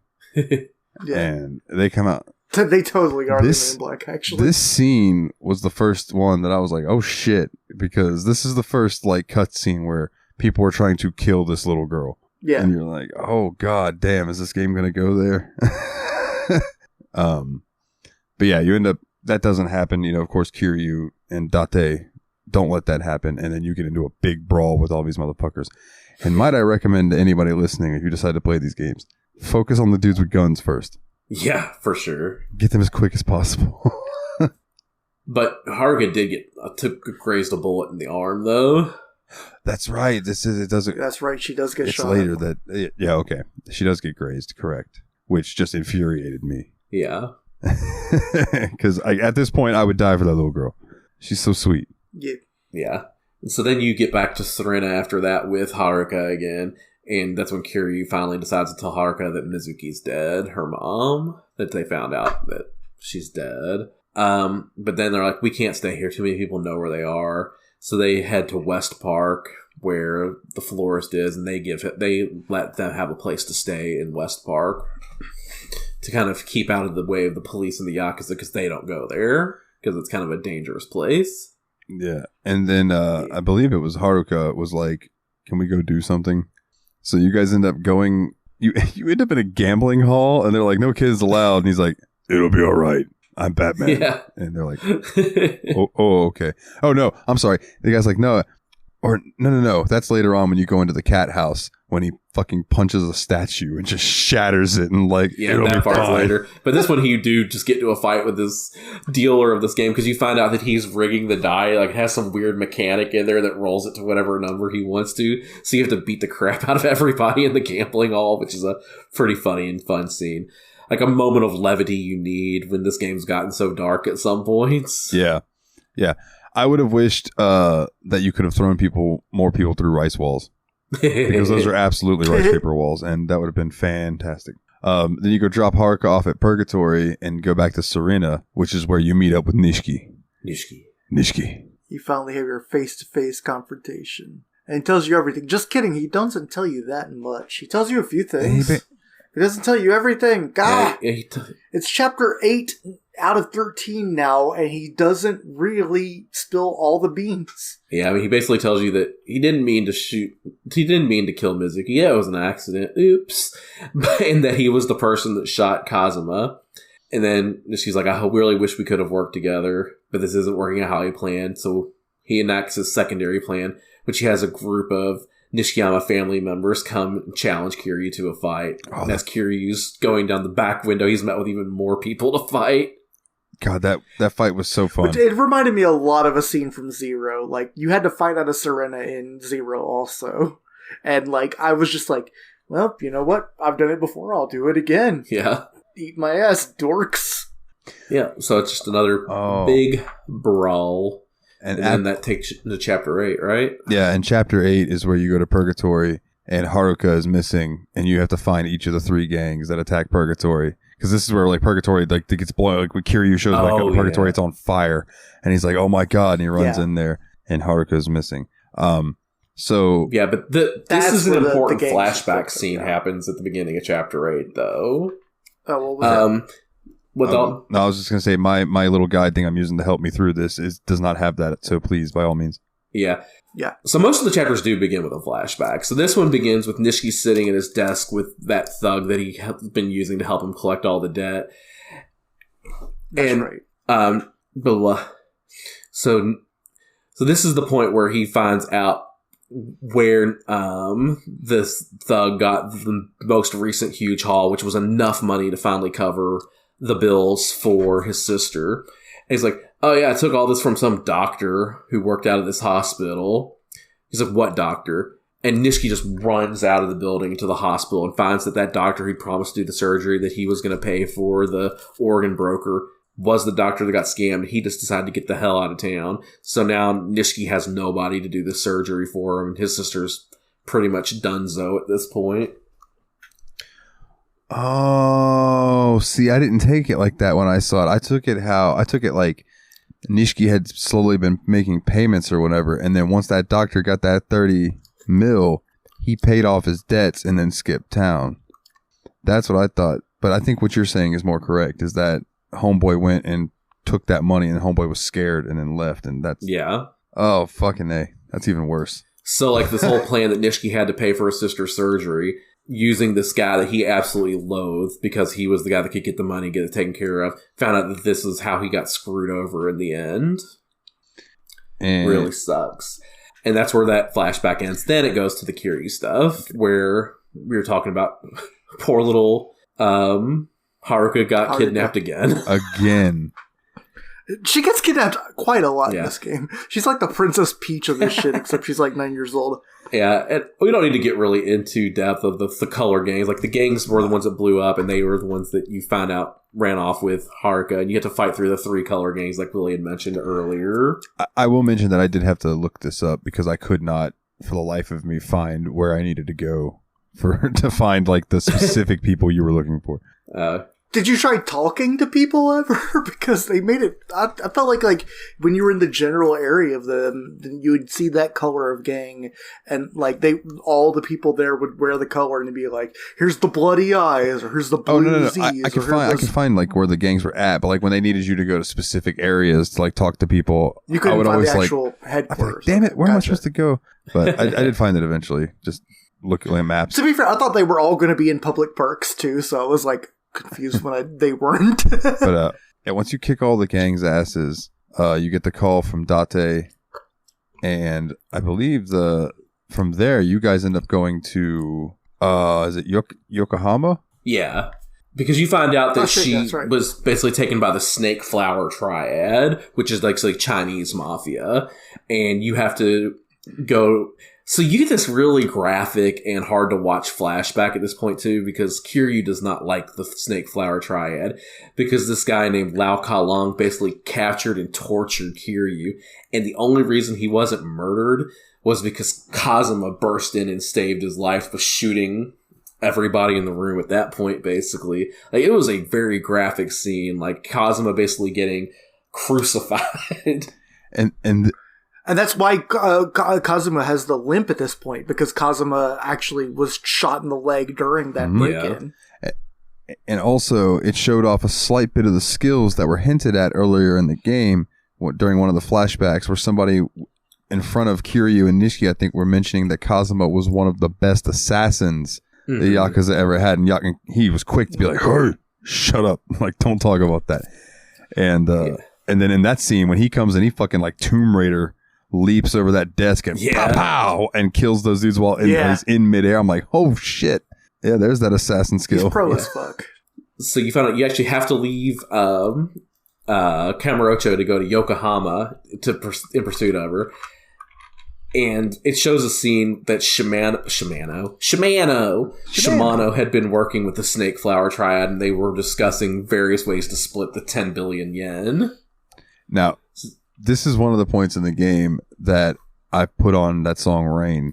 When you were fighting through this big Chinese place, and you're just like getting wave after wave of enemies, and you'd beat them, and then you go up the stairs, and then beat them, and then go through the kitchen and have to fight the chefs. Yeah. And all of that. Like, it was just, I liked it. I liked it a lot. It reminded me of those fights in Zero where you had to run through all the hallways and stuff. Yeah, because like, that's basically Chapter 9 is just this big rescuing of Haruka from the Snake Flower Triad. It's just a big old fight scene where you basically show up at this Chinese restaurant and you ask for Lao Ka Long, and they're like, nobody here by that name. And they pull out these machine guns, and Kiryu notices and grabs like the greeter at the door, pulls him in front of him, and just like uses him as a meat shield for the machine guns.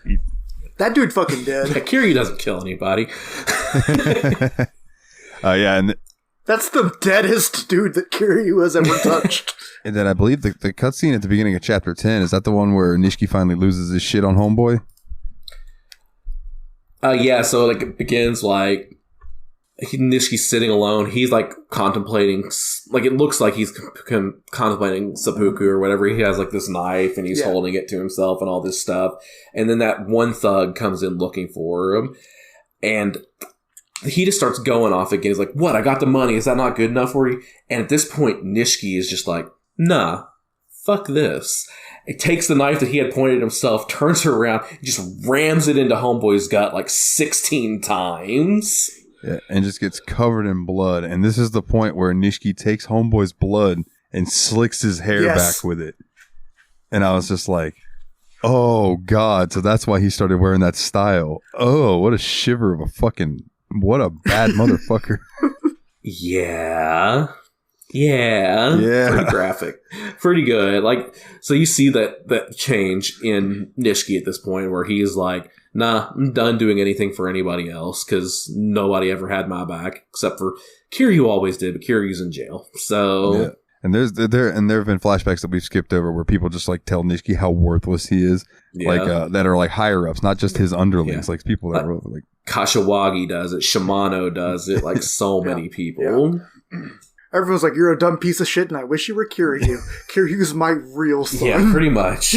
And then after those cutscenes, you're back in Serena, and there's like bloodstains everywhere. Oh yeah. And this is where you have to you follow the trails of blood. And I believe once you get to the area, like there's just, you're fighting through a big building with a bunch of people in it as usual. It's like the thing in this game. Like if there's a fetch quest in a Skyrim type game, in this game it's running through areas and beating the shit out of people.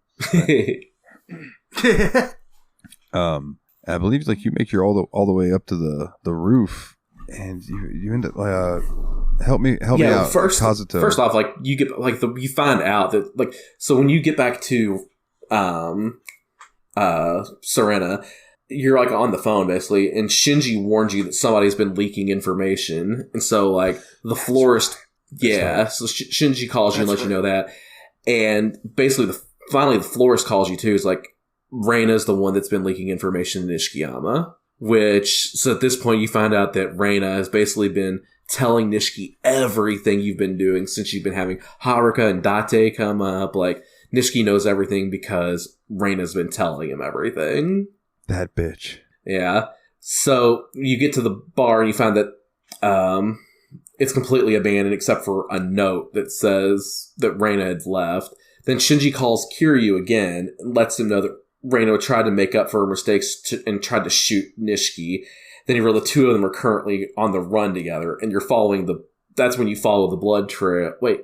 Yeah, so you're following the trail of Shinji who's bleeding out at that point. Yeah. But that's what you're trying to do. I just remember it ends up culminating in a fight with that dude that had the sweet ass jacket. It was like this really like reddish pink suit jacket. Here's his name. Kazuto Arase. But I can't remember why we were fighting him. Because he basically was going to finish the job and kill Shinji at that point. Okay, so yeah, he was from the Nishikiyama family then. Okay. Yeah, I think he was listed as some weird title like Sergeant of the Nishikiyama family or something like that. which I don't think I saw any other time in the game, but I think he Oh was yeah, listed as Tojo Sergeant. Clan Nishikiyama family sergeant. Yeah, Sargento. He was a piece of cheese. Yeah, so when you finally get to Shinji, that's when Arase arrives, and they also show you that Reina has been killed at that point too, because Reina was no longer useful, and she tried to shoot Nishiki. She gets shot there. So then you fight Arase, which is maybe the third worst boss fight in the game, like third most annoying. What was this? Is the gun? Did he just constantly? Oh, he was the gun. He was the two guns guy. Okay, no, that actually, that was maybe the second worst after Shimano, unless you got a third guy you're thinking. I do have one I'm thinking of too, but it was just a garbage fight. Like I eventually got to the point where I could just chase him down in rush mode and get to him, but like it wasn't a fun fight. It was just a pain in the butt and not enjoyable. But you finally do win that fight, and you get back to Shinji, and Shinji reveals that that Kazuma is with a woman named Akemi, and Akemi was basically his girlfriend, fiance, whatever you will. He gives you the ring that belonged to Yumi and then just dies on the roof, which is sad because he was a cool character. I really liked Shinji a lot in the game. He seemed like it is a bad place to be loyal and have a good fucking heart, because Shinji he seemed like he was loyal and like a decent guy, and therefore he had to die. Yeah, it was like Kiryu's one of Kiryu's closest confidants he still had it was closer to his age, than like Kazuma, who was basically his father or one of the higher ups in the clan. It was just Kiryu's homeboy, basically, who joined the Nishikiyama clan after Kiryu went to jail to keep an eye on Nishiki and all this kind of stuff. He clearly looked up to Kiryu a lot too, and I mean, that it was really hurtful to see bad things. Yeah, because that was the implication early in the game. It was like him and Kiryu had gotten really close during those years between Zero and before Kiryu went to jail. So it was a real big punch in the gut for Shinji to go out like that. Agreed. But yeah, the next chapter you start off and you're at the florist house with the bodies of Shinji and Reina, and you got to figure out who this Akemi person is, because you don't know much beyond that. Shinji was like, you need to find Akemi because she knows where Kazuma is. This is basically a fetch quest. Yeah, this was entirely a fetch quest. Like, basically, you needed to be able to get to a club called Shangri-La. Because she's like, but you had to go through all this stuff to get a club card to get into Shangri-La. I was like, I have to do this, to do this, to do this, to do this, to do this, to do this, to do this, to buy a card to Shangri-La. Exactly. And then Shangri-La is the place where you go in with Haruka, and they're like, sir, there's no kids in here. It'll be fine. It's a field trip. And the guy's like, no, it might make some of our customers uncomfortable. And Kiryu just turns and punches this fucking stone statue and just shatters it. And then turns around and is like, it'll be fine. And the guy's like, it'll be fine, sir. You're absolutely correct. You are 100% right. I am so sorry. I'm so sorry. Yeah. Before this happens, though, like, you get a phone call from Majima, right? And Majima's... Oh, that's right. And Majima's like, okay, Kiryu, I know we talk a lot of goofy shit, but there's these guys tailing you. I need you, without any questions asked, just to get in this taxi cab right now with me. And Kiryu's like, whoa, Majima sounds serious for once in his life. I'd better go. So you get in this cab and go with him, and it takes you to the docks, basically. And this is the one time in the game where Kiryu and Majima fight as a team to fight off all these people who were basically pursuing Kiryu, which I think was Snake. It was ex-Dojo members who were mad that you killed the dad. Which was a weird thing to do. But anyway, even Majima was like, you guys have been waiting 10 years for this revenge? That sucks, butt balls. And yes, he used the word butt ball, which I thought was extremely funny. Yeah. I've never heard butt ball before in my life. I'm going to say it every day from now on. But it was a great scene because Kiryu and Majima working together, because like those two have been beating the shit out of each other all game long. And finally, like, Majima's like, I got your back, Kiryu, let's go. It was really fun. I enjoyed it. But then at the end of the fight, which I thought this was really weird of Kiryu, Majima gets shot from behind and falls into basically into the bay. Yeah. And Kiryu's like, no, let's go to Shangri-La now. Let's leave Majima in there. I was just like, I got shit to do, whatever. Like, what? He's like, I hope Majima's okay, but I can't spend any time looking for it. I'm like, really, Kiryu? This doesn't seem like you. Kiryu's probably like, Yeah. now I don't have to like fight. There were times I would fight Majima and run 2 blocks, and then there he would be, and I'd fight him again. And I'm sure Kiryu was just like, you know what? If I can avoid that from now on, that'd be great. But that's when you head to Shangri-La and you do the punch the statue apart thing. This is the Shin-chan. This is the girl that you finally find. That's Shinji's girl. When you finally are talking to her, she refers to him as Shin-chan, which. And both me and Dalton could not shake off our thinking about the anime Crayon Shin-chan, which, yeah. Hilarious. A show that had a hilarious gag dub into English. Very funny show. Absolutely. And then once you leave there, you start running into waves of Majima's men, right? And like, well, no, what happens here is like once you finally get in that conversation, like you find out that Kazuma has been moved to a place called Terada by a guy named Shibura, and she also mentions that Chairman Sarah had a will that he is looking after. All of a sudden, this is the first time you hear about this will, by the way, and it's the most important plot point in the entire fucking game. Really. Chapter 11 of 13. That all of a sudden you hear this loud ass crash coming from the lobby of the building, and what you see happening in this cutscene is here comes Majima driving through the front door of the building with a fucking garbage truck or something of akin. Yeah, and you're like.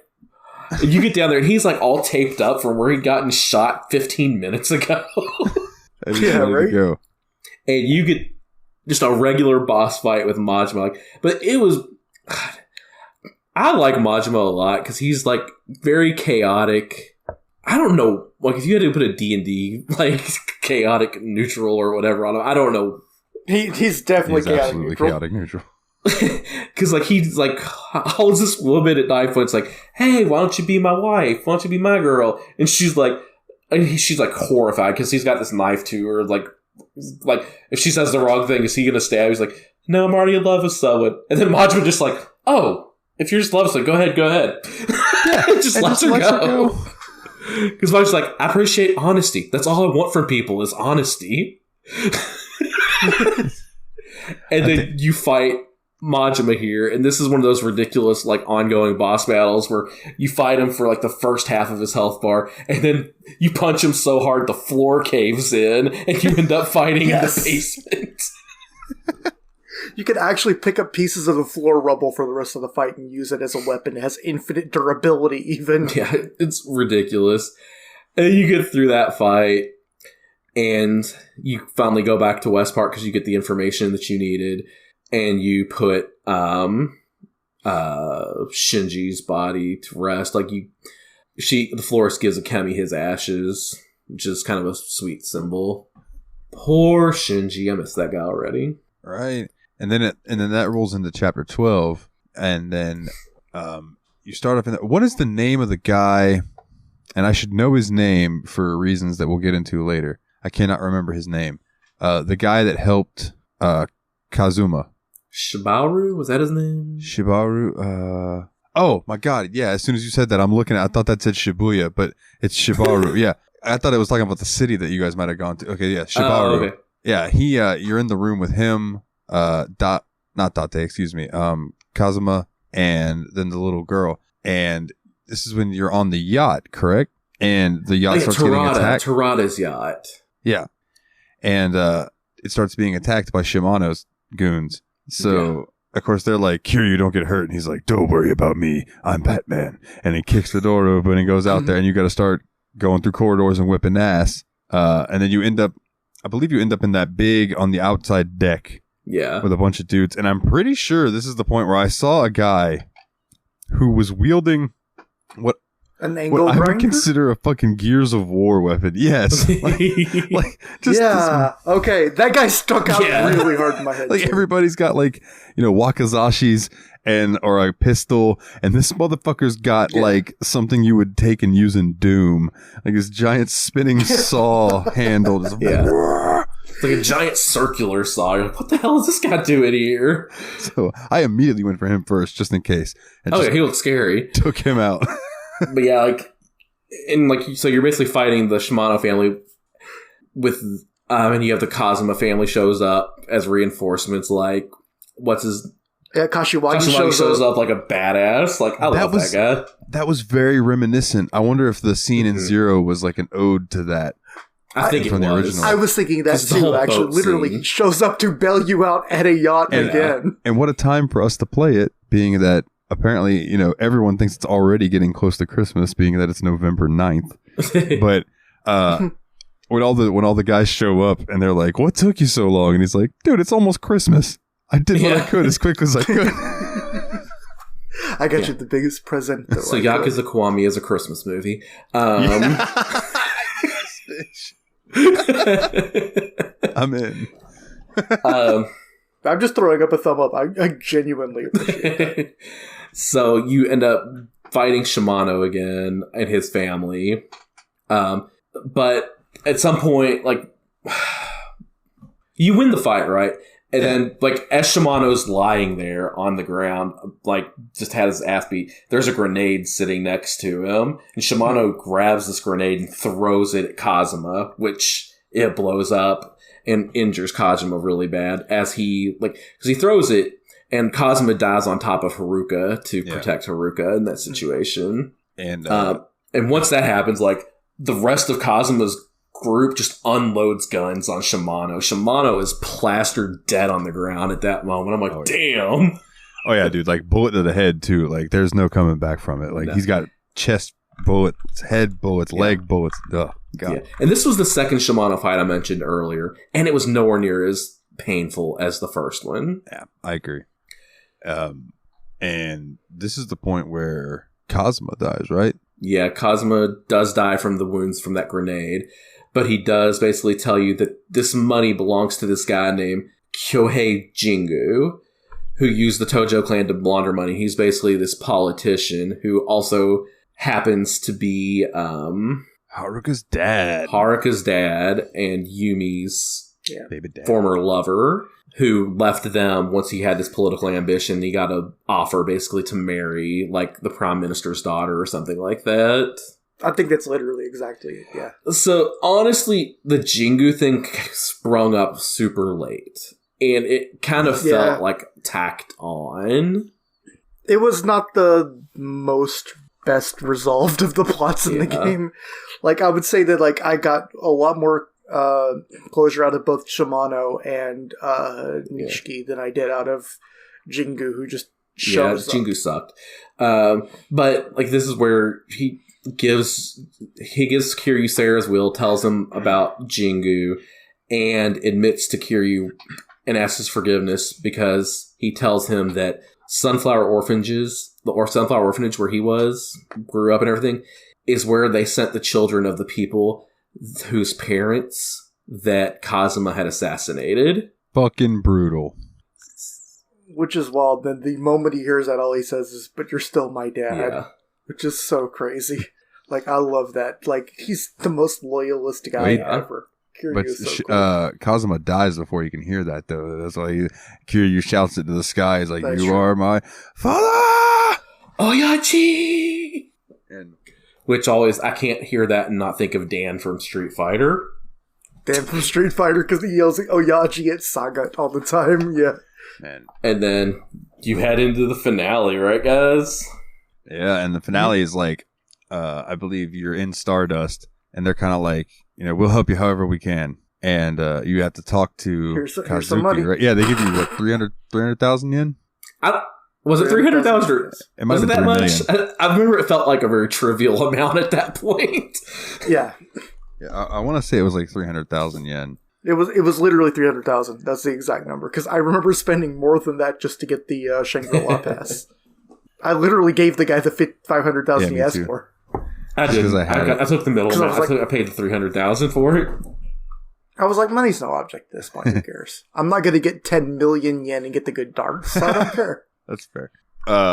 So yeah, I believe from there, you have to go to the Millennium Tower, And this is another point where I went on YouTube and I found Rain from Zero, because this is what struck me odd. This whole scene of you going up through the Millennium Tower and fighting had no music. It was silence and just you fighting. And I don't know if that was a stylistic choice or whatever, but I was missing some banging music while I was beating ass. So I went and found an extended 30-minute version of Rain and put that on and was like, all right, now he's going to be the mad dragon of Dojima. And we're going to go. And I went through and started whipping ass. I was stealing people's pistols and shooting motherfuckers. So there are a couple finishing moves in this game that I'm like, they say that Kiryu doesn't kill people, but like I grabbed the dude by his face and then broke his neck with one hand, just boom, broke his neck. He falls to his knees and then you kick him in the head. And I'm like, surely that motherfucker is now paralyzed at least. Right. The other one is the one by the wall where you kick the dude and then you grab him and you like slam his head into the wall where it's like his neck bends all the way backwards and then you kick his head like a super kick. I have a screenshot of that I'll pull up and I'll post in out of context. But man, like just some of the finishers were just badass, and I was doing a bunch of them during this. And one of the things that came in handy during this fight, because so many of them had weapons, were those moves that you learned, like when the gun people are coming at you, that you learned from the old man in Purgatory. Yes, I never went back to him. I never went back and learned anything else from him. But like the shit that he taught me from doing the guns and taking them away from people was super helpful during the end of the game. For sure. Yeah. But yeah, you're just being able to throw out a naked heat attack against someone with a weapon is so good. Yeah, dude, because it's just a good way to start off letting them know you're in charge here. But yeah, you fight your way up the Millennium Tower. You end up getting to the very top, I believe. Where Ares is. What's his name? Shinju? Was it Shinju? Shinjuku? No, that's Shinjuku's a place. Damn it! Why don't Jingu. Kyohei Shinjuku. This fight pissed me off. Mm-hmm. Okay, so this was my least favorite fight in the game. This was number 2 for me. So you guys didn't enjoy this one a moment either. When the Colonel's resurrected. Yeah, fuck that. Yeah. I spent so long taking out the two Colonels who look like characters from Splinter Cell. Yeah. And then it was also Jingu up there. So they all three have guns. So you're having to deal with that. And so you get like 2 hits and you immediately get interrupted no matter what you're doing by a move that immediately knocks you down and like costs you control over the game for 3 seconds. Because it's either a knife or a gun, and either way it does the ringing sound and you get no control of your character. It's really frustrating. And it just happens every 3 seconds for like 10 minutes. This is a very badly designed boss fight. So I'm assuming both of you did the same thing that I did, which was focus on the Colonels, knock them out, focus on the boss, and then when you get him to half health, the Colonels just resurrect with full health. Yup. And you get to do it all over again. And it sucked.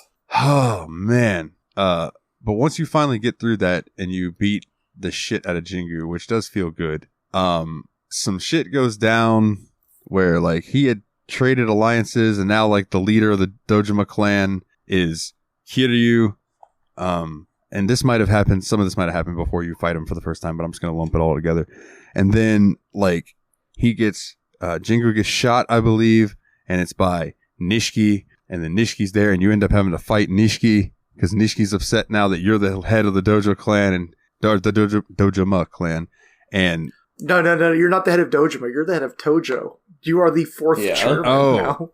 Oh, okay. Yeah, you're right. Okay, you're the head of the entire, basically, Tokyo Mafia. The 4th chair, at least.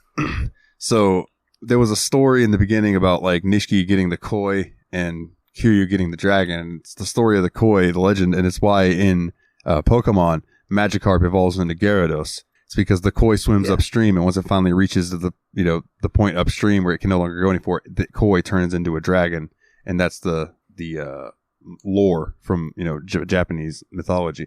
And so it was really cool scene where Kiryu rips his shirt off and it shows that dragon tattoo, and then Nishiki rips his jacket off and he's got the koi tattoo, and then it does that face, the thing that's on the cover, the side face of each of them, which by the way, they did a good job on the pores on the skin and stuff. Like the skin looked really good there. There were some other cutscenes in this game that looked like remastered PS2 cutscenes. and I loved it. Like, I fucking loved it. I was like, look at those blocky fucking shits. That was great. But Nishiki, dude, this was a hard fight.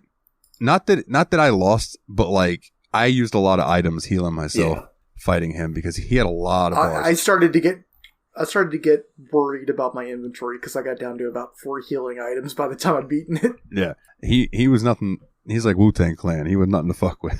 Yeah, Nishiki finally learned how to fight. Yeah, and then you finally, you beat Nishiki, and I'm trying to remember the last few cutscenes. Like, so Shingu shows back up, and he shoots Kazuma, right? What? And then Kiryu? Oh yeah, I'm sorry. Kiryu. I'm Kazuma Kiryu. Yeah. Kazuma. So they shoots Kiryu and like he's gonna kill him and he's gonna shoot the little girl and then he shoots Yumi instead. And Yumi had like opened this vault. The vault has the 10 billion yen. She's like, this money shouldn't exist, so I'm gonna destroy it. She doesn't put a bomb has a in fucking it? bomb in a suitcase. She puts the bomb in there. Yeah, it's silly. And then she comes walking out. She gets shot because she blocks a bullet from hitting the daughter, who is trying to block a bullet from hitting Kiryu. Yeah. And the dude, Shingu, walks over. He holds a gun to Kiryu's head. Kiryu's still like, I'm Batman. He's just not gonna like show any emotion other than like anger. He's got the gun to his head. All of a sudden, Nishiki appears. He's got that fucking wakizashi, and he just runs up and sticks it in Homeboy's stomach and just pulls up a little bit and pushes him into the fucking vault. Yeah. And then Nishiki takes a pistol and he's like, I'm going to end this here. I'm going to make sure that this guy never hurts anybody again. And I think he's going to shoot him in the head and walk out. And then he aims the gun at the fucking bomb and tells Kiryu, like, get them out of here. I'm sorry. Kiryu's like, don't do it. And he's like, basically just like, I have to do it. You don't. Look at me. I am Batman now. Boom. No, but yeah, he fucking blows himself up, and I'm like, bro, I was hoping to see you mature over some games. Honestly, we lost a lot of people in this game. But honestly, by the end of this game, Nishikiyama was irredeemable to me. Like, everything, what he did at the end didn't even come close to making up for the bullshit he caused through the story of this game. Like, I understand that he went through a lot, and that was his character arc, and this is how he had to go out to try to redeem himself, but all the blood in his wake, all the great characters that died because of him, he's irredeemable, unforgivable. Like, I don't feel bad that he's gone after, because they can never have made this character favorable in my eyes again. Yeah, and before we touch on the very end, I think this is a good point to bring up what I've been talking about with you guys, which is, how do you think we would have viewed this differently had we not played Zero first?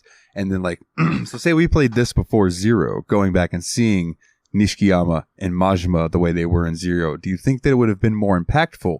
Or do you think playing Zero and seeing them that way first, and now seeing how they've continued to be on in the rest of the series, was a better way to go about it?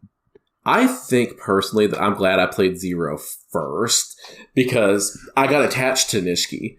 I got really attached to Nishiki playing Zero, and I felt hella betrayed by Nishiki in this game. Like, I love Nishikiyama. Yeah. Nishikiyama was, like, probably my favorite character in Zero. Non-playable character in Zero, at least. Like, I love the guy. I thought he was the best. And then just to see his descent and turning into this evil piece of shit in this game, it, like, broke my heart. And by the end of it, I was like, yeah, I don't feel bad for you anymore. Like, what you've done is worse than what happened to you. And being that they added a lot of the cutscenes and stuff to just add from what, players took from Zero, I think that's a kudos to the writing. Yeah. Is, making you hate Nishiki, but also makes it pull at your heartstrings because you remember the good guy that he was before all this shit happened, and you kind of watch his descent into madness, like you said, and it's fucking sad. He didn't just jump from being like Yakuza 0, your sworn brother, to being like this monster. Like, there is a great transition over the course of it where you learn to hate him because he has given his soul away. And like, I feel like playing the games in that order really helped for that. Like, I loved Nishikiyama, and I felt so betrayed by him, and just the fact that I was able to hate him at the end of this game says a lot about the writing in this game. Like, I literally had to mourn the person that Nishikiyama was, you know? Yeah. Like, because I was so attached to him in Zero, and just for this to have happened like this was like, it broke my heart.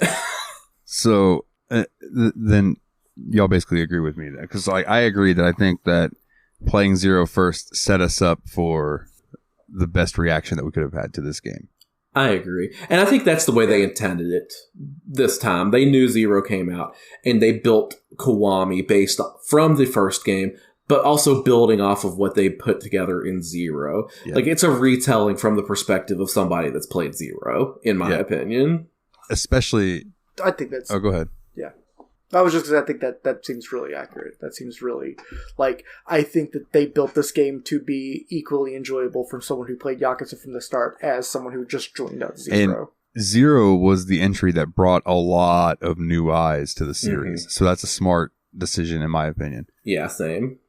So the part at the ending that really pulled at my heartstrings, and I don't know if it's because of like the love that I've discovered recently and things, but like when they were that last moment when he's holding Yumi, which by the way, you do find out that Mizuki and Yumi are the same person. She's not dead, by the way. Yeah.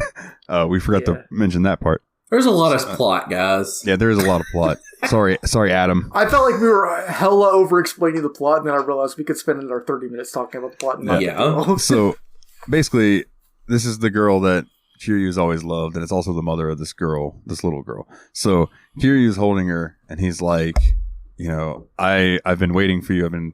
I've loved you since the day we met, yada, yada, yada.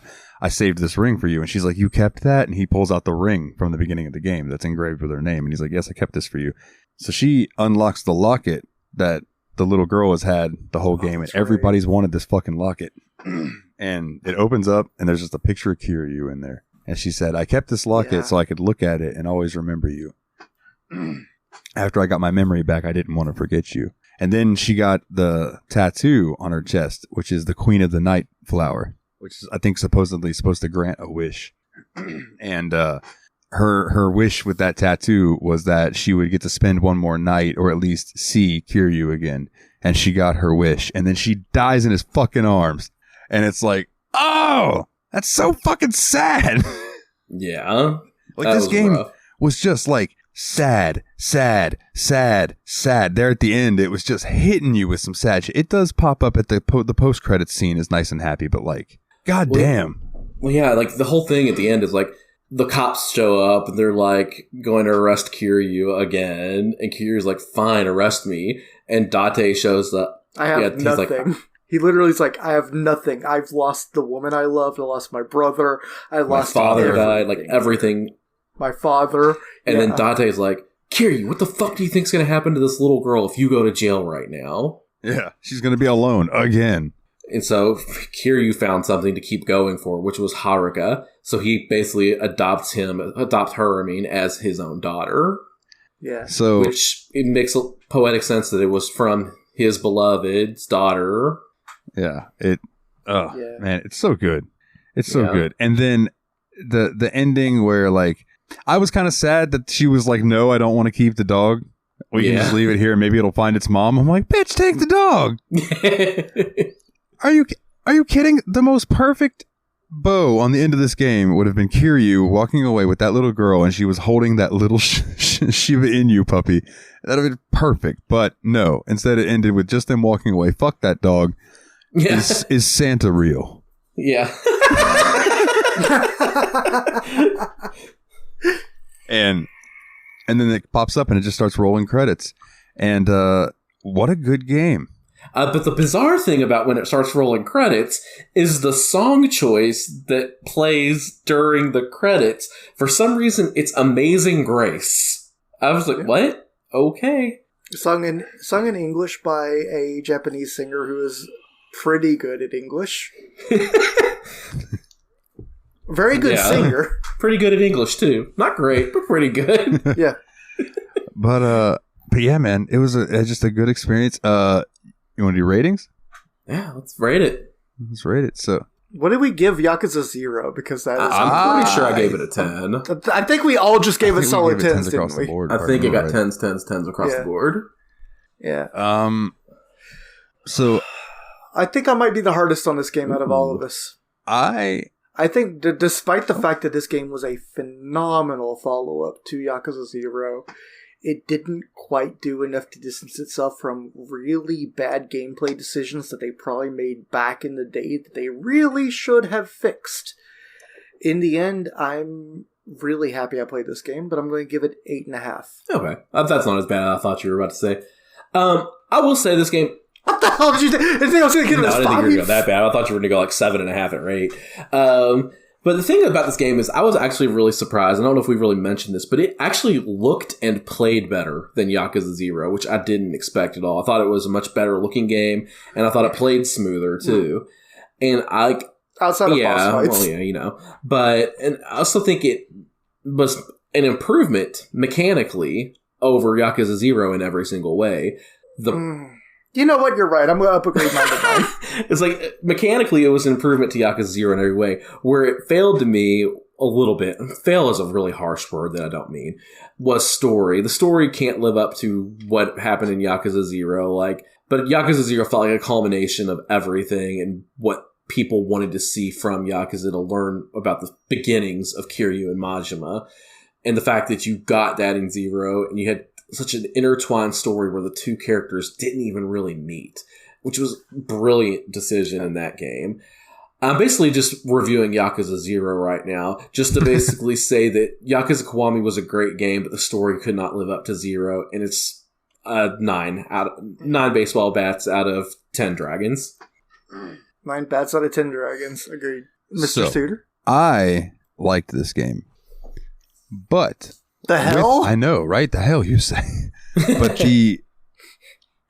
I guess the fact that it's shorter because it's a remake of an older game, and the fact that it takes place in the same city, and the fact that Yakuza 0 was so goddamn good. Yeah. This felt like a DLC to me. Ooh. And I don't mean that in a bad way. I just mean like this didn't feel like a fully fledged Yakuza game. This felt like another story. And it might be that all the rest of the games are going to feel like that because they all take place in Kamurocho.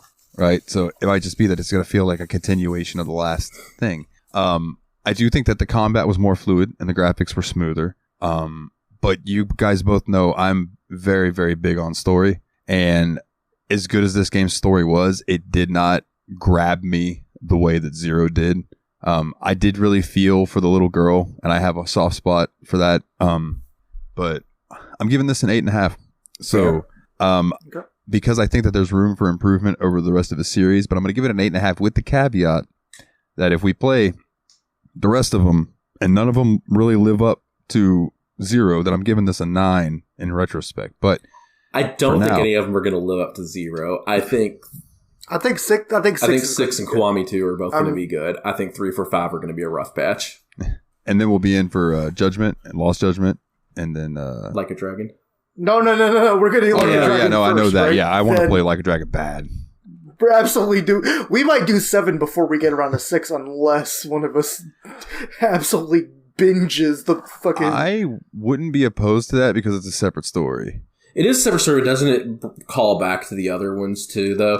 Ooh, that's a possibility. So I do worry about playing Like a Dragon before 6. Yeah, I don't want to get. I really don't want to get spoiled on 6. Though. Yeah, you're right. I will ask people that I know they're more expert about the series than us. But yeah, man, and then like that spinoff, the man who forgot his name or whatever. That's and Ishin. I want to play Ishin. That looks really cool. The man forgot his name is what happens with Kiryu between Yakuza 6 and then Yakuza 8. Which is going to be dual protagonists, Kiryu and Ichiban. I'm down. So much Yakuza. Yeah. Buckle your seatbelts. Yeah, dude. Like we mentioned earlier, this is going to be like, playing through the Legend of Heroes series or playing all the Ys games or like just these massive series that's like there's so many of them, but they're all fun in their own way. And it's just going to be a blast. I can't wait to do it with you boys. Well, hell yeah. Yeah. I don't mind if it gets more concentrated, Ben. I'm already ready to jump right back into Kamurocho. This is a Yakuza podcast now, sorry. Yeah. Later, haters. So, do you want to go ahead and run through the listener questions? I think it's time to hit those fan questions up, and buckle in. We have a few of them tonight. Oh, my goodness. Do you guys make done taking a break so I can use the bathroom real quick and get some more water? You guys just chitty chatty for a second. I'll be back in less than 45 seconds. We love you, and chitty chitty bang bang, chitty chitty bang bang loves us too. You're not editing this out, are you? Oh, probably not. Because if we're just quiet, then Truncate Silence will take it out. I have something we can talk about real quick. So, something I want to know: the fishing mechanics in Sonic Frontiers. While we're waiting on Willie to come back, what's it like? It's very rudimentary. It's not anything in depth. So, like the fishing in Sonic Frontiers, it's basically you cast out the line and you wait for a bite. You hit the button when you get a bite, and then like you get the circle that's around, and a smaller circle on the inside starts kind of going out around it, and you have to time it to where the circles line up with each other, and then you pull it in the fish. So it's not like a big in-depth fishing mechanic, but it's just enough to make me happy. Well, I love the super serious screenshot you sent of Sonic's eyes when he catches the fish. That's super funny. Yeah, that definitely reminded me of Yakuza in a lot of ways. Yeah. All right. So now it's time to go to the mailbag, kids. So our first listener question this week comes from our dear friend, Aries or Adam. Have you ever had a significant other that loves games as much as you do? No. I don't know if as much as I do is exactly right, but I did at one point date a girl who played the living shit out of my copy of Dragon Quest VIII, and that's where it is now, so I would love to play Dragon Quest VIII, but she has it, so... Rip. Thank you, person who I'm not going to name. I never did until now. Nice. Megan's a gamer, so that's nice. But other than that, no, man. So when I was with Savannah, she told me that she was a gamer. And what she should have told me was, I like Super Mario Bros. 3 and only Super Mario Bros. 3. And I only want to play Super Mario Bros. 3. And I'm going to scoff at you anytime you play anything else. It's a good game, but it's not that good. Me and Nate literally said it's a good game at the same time. I'm lucky if I can get Kayla to play more than 4 races of Mario Kart with me at a time. So, she used to be big on that Splatoon. Yeah, she did get into though. Splatoon there for a while. I couldn't get her into Splatoon 2 though, and we haven't bought Splatoon 3 because I'm mostly a PC gamer these days. So we've converted him. All right, this one comes in from Adam. Now that Elon has bought Twitter, are we going to reach out to him for a sponsorship? No, he's going to charge us for trying to talk to him. Right. He's going to make us pay $8 a month so we can tweet about our podcast. I will strangle him with my bare hands. So I what was wouldn't the piss question? on him if he was on fire. Anyway, this next question comes from Fenris. There are so many games getting the remake treatment. What is your game that you want so bad, but you feel it'll never happen for a remake? Ooh, the fantasy remake. The Kiwami of any game we could possibly get. Get the Final Fantasy VII remastered. Dalton, what's Final Fantasy VIII? I have 2 answers. Nate just gave away one. Okay, so Final Fantasy VIII would be great. You could flesh out the garden story more, the seed story, the sorceress. There's so much you could flesh out if they had more time and space. My other one, now this could either be, you could do it like Kiwami 1 and 2, or remaster them and then put them together on one disc where you could just select one or the other and play through, is Persona 2 Part 1 and 2. So Persona 2 Innocent Sin and Persona 2 Eternal Punishment. Right, because Persona 2 is 2 games. And then right. Innocent Sin is Part 1. And that's the one that, Innocent Sin... Which part has Hitler in it? That's the first game. I think that's the first game where Hitler's an enemy that you fight. I was really expecting Nathan to react to that. I've heard it before. Nate's like, oh, Hitler's in Persona? It makes sense to me. But Innocent Sin 1, or Part 1, didn't come out over here on PlayStation, but Part 2 did. And then when they remade them for PSP, Part 1 came out over here, but Part 2 didn't. Okay. So it's okay. So we don't have a complete Persona 2 in America. So I would really love for them to just go ahead and localize that first game again, remaster both of them. Even if they leave the 2D graphics, I don't give a fuck. Just put them on a fucking somewhere where I can play them. You're giving us Persona 3, 4, and 5. Just give us 1 and 2. Parts 1 and 2 as well. Just like Persona 2, Parts 1 and 2. And they just give us all of them. We're going to buy them. It's money, Atlas. God damn it. Anyway, you guys, your answers? That's a great answer. Great answer. For me, it's literally any PlayStation 2 era Dragon Quest game. I want to play Dragon Quest 7 and 8 remastered.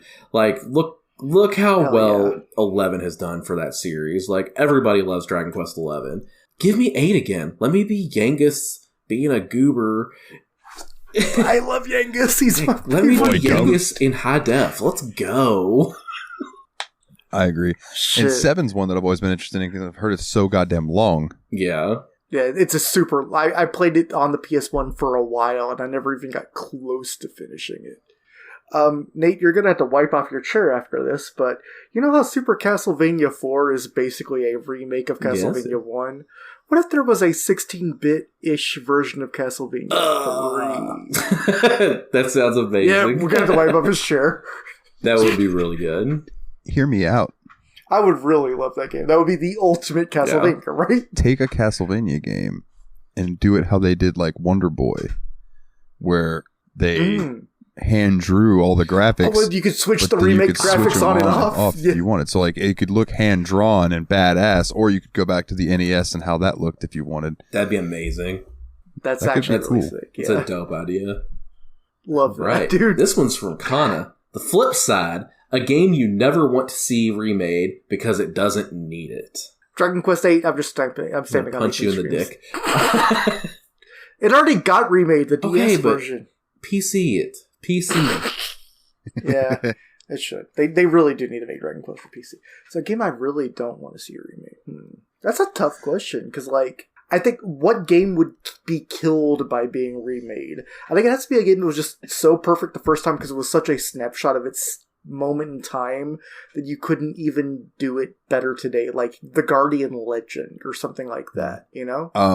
Star Tropics. Don't make another Star Tropics. Star Tropics 2D would suck. I'm gonna say 2 games for 2 different reasons. One, Chrono Trigger, Ooh. because as much as I think that would be cool if they redid it like they did like Trials of Mana, people are gonna find reasons to hate it.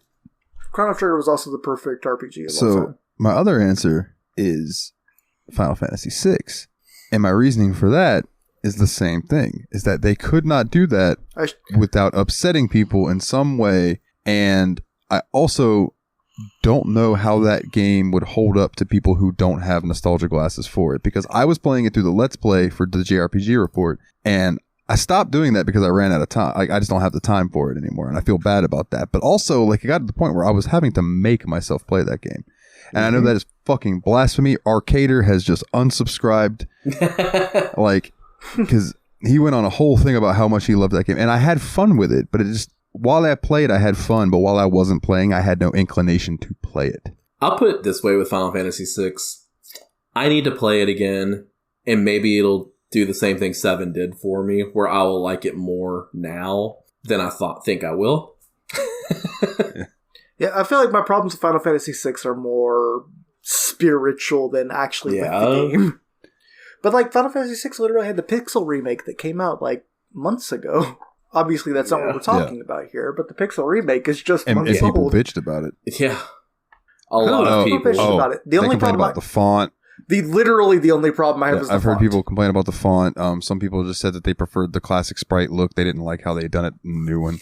But they said the same thing about the mobile Then you go ports. play the old game! Like the Steam version Then go play the old game. that I have is the mobile port. You can't even buy the one that I have anymore.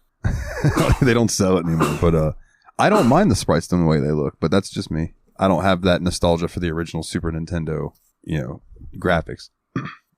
So up next from Fenris, what is the one game you have on your wish list that you really want, that you always say that you'll buy if it goes on sale, but it never do? A game you always want to go on sale? No, I think what it's asking is a game that's been on your wish list for a long time that you say you're going to buy, then you never do. You'll buy Oh, that you never do buy it rather than it never do go on sale. Okay, I misread it. I know. Well, the way I read it, I was immediately thinking of Dark Souls for Nate. Dark Souls never goes on sale. Nate's wanted to get the Dark Souls remastered. The reason I haven't bought it is because it has not gone on sale since I put it on my wish list. Games that I have had on my wish list for a long time that have gone on sale multiple times that I just have not bought, though. Tekken 7 and Street Fighter 5. Like, I would like to play them, but then I see Tekken 7's on sale literally right now for $13.49. I'm not going to buy it now, even though I want to play it. I'm just like, I have a lot of other things that I'd rather be playing, TBH. Yeah. Also with fighting games too, it's like you need at least like a couple buddies that play the same game, or it's going to be a little rough. I don't really use my wish list, so I got nothing on this.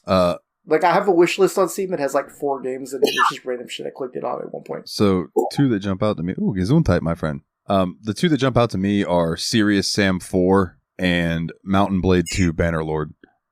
Oh, Mountain Blade 2. I Nice. want both those games really bad, and I've seen them go on sale a few times, and just been like, I'll wait till they're a little cheaper. You know. And they never get cheaper, huh? So far, they haven't. But I mean, I think Mountain Blade 2 is still relatively expensive. I mean, I'm sorry, new. New, expensive, same words, honestly. But dude, The Legend of Heroes Trails in the Skies the Third is $30, not on sale. Jeez. So I definitely wait for those games to go on sale as well. Usually the yearly JRPG sales, they go up. Yeah, I mean, Trails in the Sky the Third, when did that come out? 2007? No, hold on. The third came out. Oh, hold on. I scrolled past it. I mean, that's been a while. So the release date of Trails in the Sky the Third. Oh, this is going to give me the release date on Steam, but it's May 3rd, 2017. Yeah, that can't be the original release then. That'd be the PC version rather than whatever the first release was. I'm not sure what the first release was. I guess I can look it up. Fuck it. Trails the I want to say it was on Third. PSP, so it would have been that era. 2007. I said it right the first time. Was it the first? Came out June 28th, 2007. Oh, okay. So then it was the first game that came out earlier than, or the second game, first and second game were earlier in 2007. That's right. That's right, because they were early 2000s PC games in Japan. Yeah, okay. We got there. We got there eventually. We know things. But yeah, okay. So let's see. What do we got next? You want to take it back over, Nate? You want me to keep going? I don't know where we are. Sorry. So go ahead and take the next question. We were the next question was from Team Retrogue, and the question is, what would you say to someone who has an amazing backlog of games but can't stop playing Final Fantasy XIV? And usually, what I would say is, "Hi, Team Retrogue." I mean, stop playing Final Fantasy XIV. I can speak to someone from experience of this. My best suggestion is the same advice I gave to you on YabSpot about this is just pull the needle out of your arm. Just unsubscribe if you want to. If you're enjoying the game, fuck it, just play. But like, if you want to get around to your backlog, the only way that you're going to get around to it is either A, you stop playing Final Fantasy XIV and play your backlog, or B, start a podcast playing through your backlog. That'll force you. C, just go play Terraria. You don't ever get around to your backlog, but you end up playing Terraria, so win-win. From my experience, I've had games where I have sunk a lot of time into that when I finally stopped playing, my life got better. Like, I used to spend like at least 3 hours a day playing Super Smash Bros. Ultimate. And yeah, and when I stopped doing that, I was like, oh man, video games can be fun. So I don't know if you have that same issue with Final Fantasy XIV where it's just not fun anymore, but you're grinding it because that's part of your life.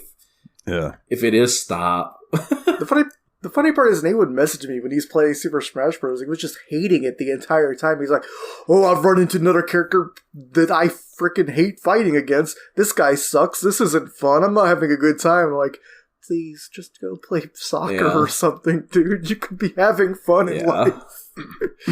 So, the next question is similar to one we already answered, but I'll go ahead and read it anyway. From Team Retro. What is a retro game that you want to see have a complete and total remake? I'm sticking with Dragon Quest VIII. I'll toss out the one that I tossed out on YabsPod. So I would like to see a remaster, and I don't know how they would do it, if they wanted to do it 3D style like they did Trials of Mana. I don't want to see the 7 remake. It doesn't need to be that level. It can be AA, you know what I'm saying? But the ActRaiser trilogy. So like ActRaiser, Illusion of Gaia, Terra Enigma, and put them out in a collection, you know what I mean? And just have people buy them, and I think that would be a blast. Hell yeah.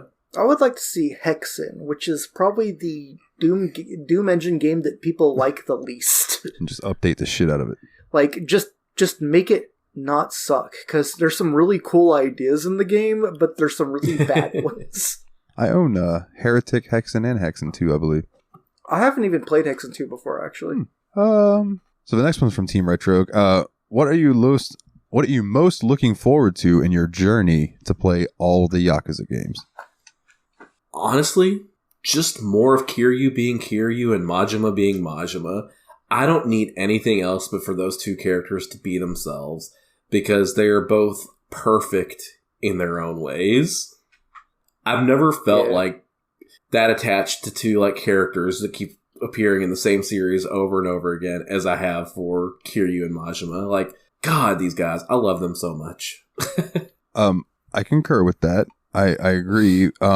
I was really looking forward to seeing how the bro ship would evolve over the games between Nishiki and Kiryu. Sad.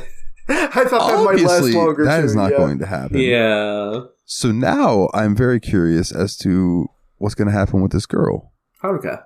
Haruka. Yeah, what happens with Haruka next? I guess I absolutely love the cast of characters we have already, but I am really stoked to see how it feels to play the JRPG style like a dragon. Like, that seems like it's going to be really neat. Oh yeah, dude. And you know me, I love JRPG, so I'm like biting at the bullet to get to that. Yeah, I honestly think that Like a Dragon, even though Nathan has never played it and will not play it for another year and a half or so, I already think it might be his favorite game of all time. There's a lot going for it, 100%. It feels like a real possibility. I mean, yeah, the main character is basically you. He's a Dragon Quest stan. There's a kart racing game. There is a kart racing game in it. So from Paul of the Wayward Cross, if you could put Kiryu or Majima into any other game, which one do you think would be the most fun? Okay, I would put Majima into every other game ever made, period. I don't care how much sense it makes or doesn't make. You're just halfway through Celeste and all of a sudden he bumps you off the cliff. I was actually thinking something very similar, like, what if there was just a Majima-style character in a Sonic game, where Sonic... Majima all the time, time. You're just playing Sonic Frontiers, and here's... I don't even know what kind of creature he would be. He's not a hedgehog, but Majima just pops up, and you have to fight Majima right then and there. He would be a snake. Oh, that's so good. He would be a one-eyed snake. Oh, wait. Hey. I'm pretty sure that innuendo was always intended the moment they invented this character to the game. I'm slow and stupid because I didn't catch that. That's like Ukulele when you meet the snake wearing pants and his name is Trouser. Yeah, Trouser Snake. Motherfucking Trouser Snake. Are you kidding me? Man, I put some thought into this earlier and I came up with one that I thought was really cool and now I've done damn forgot. So imagine dragons. You load up Radioactive Shadow of the Colossus. Shadow the Hedgehog of the Colossus? And on Aggro, the horse comes riding in, is just Kiryu.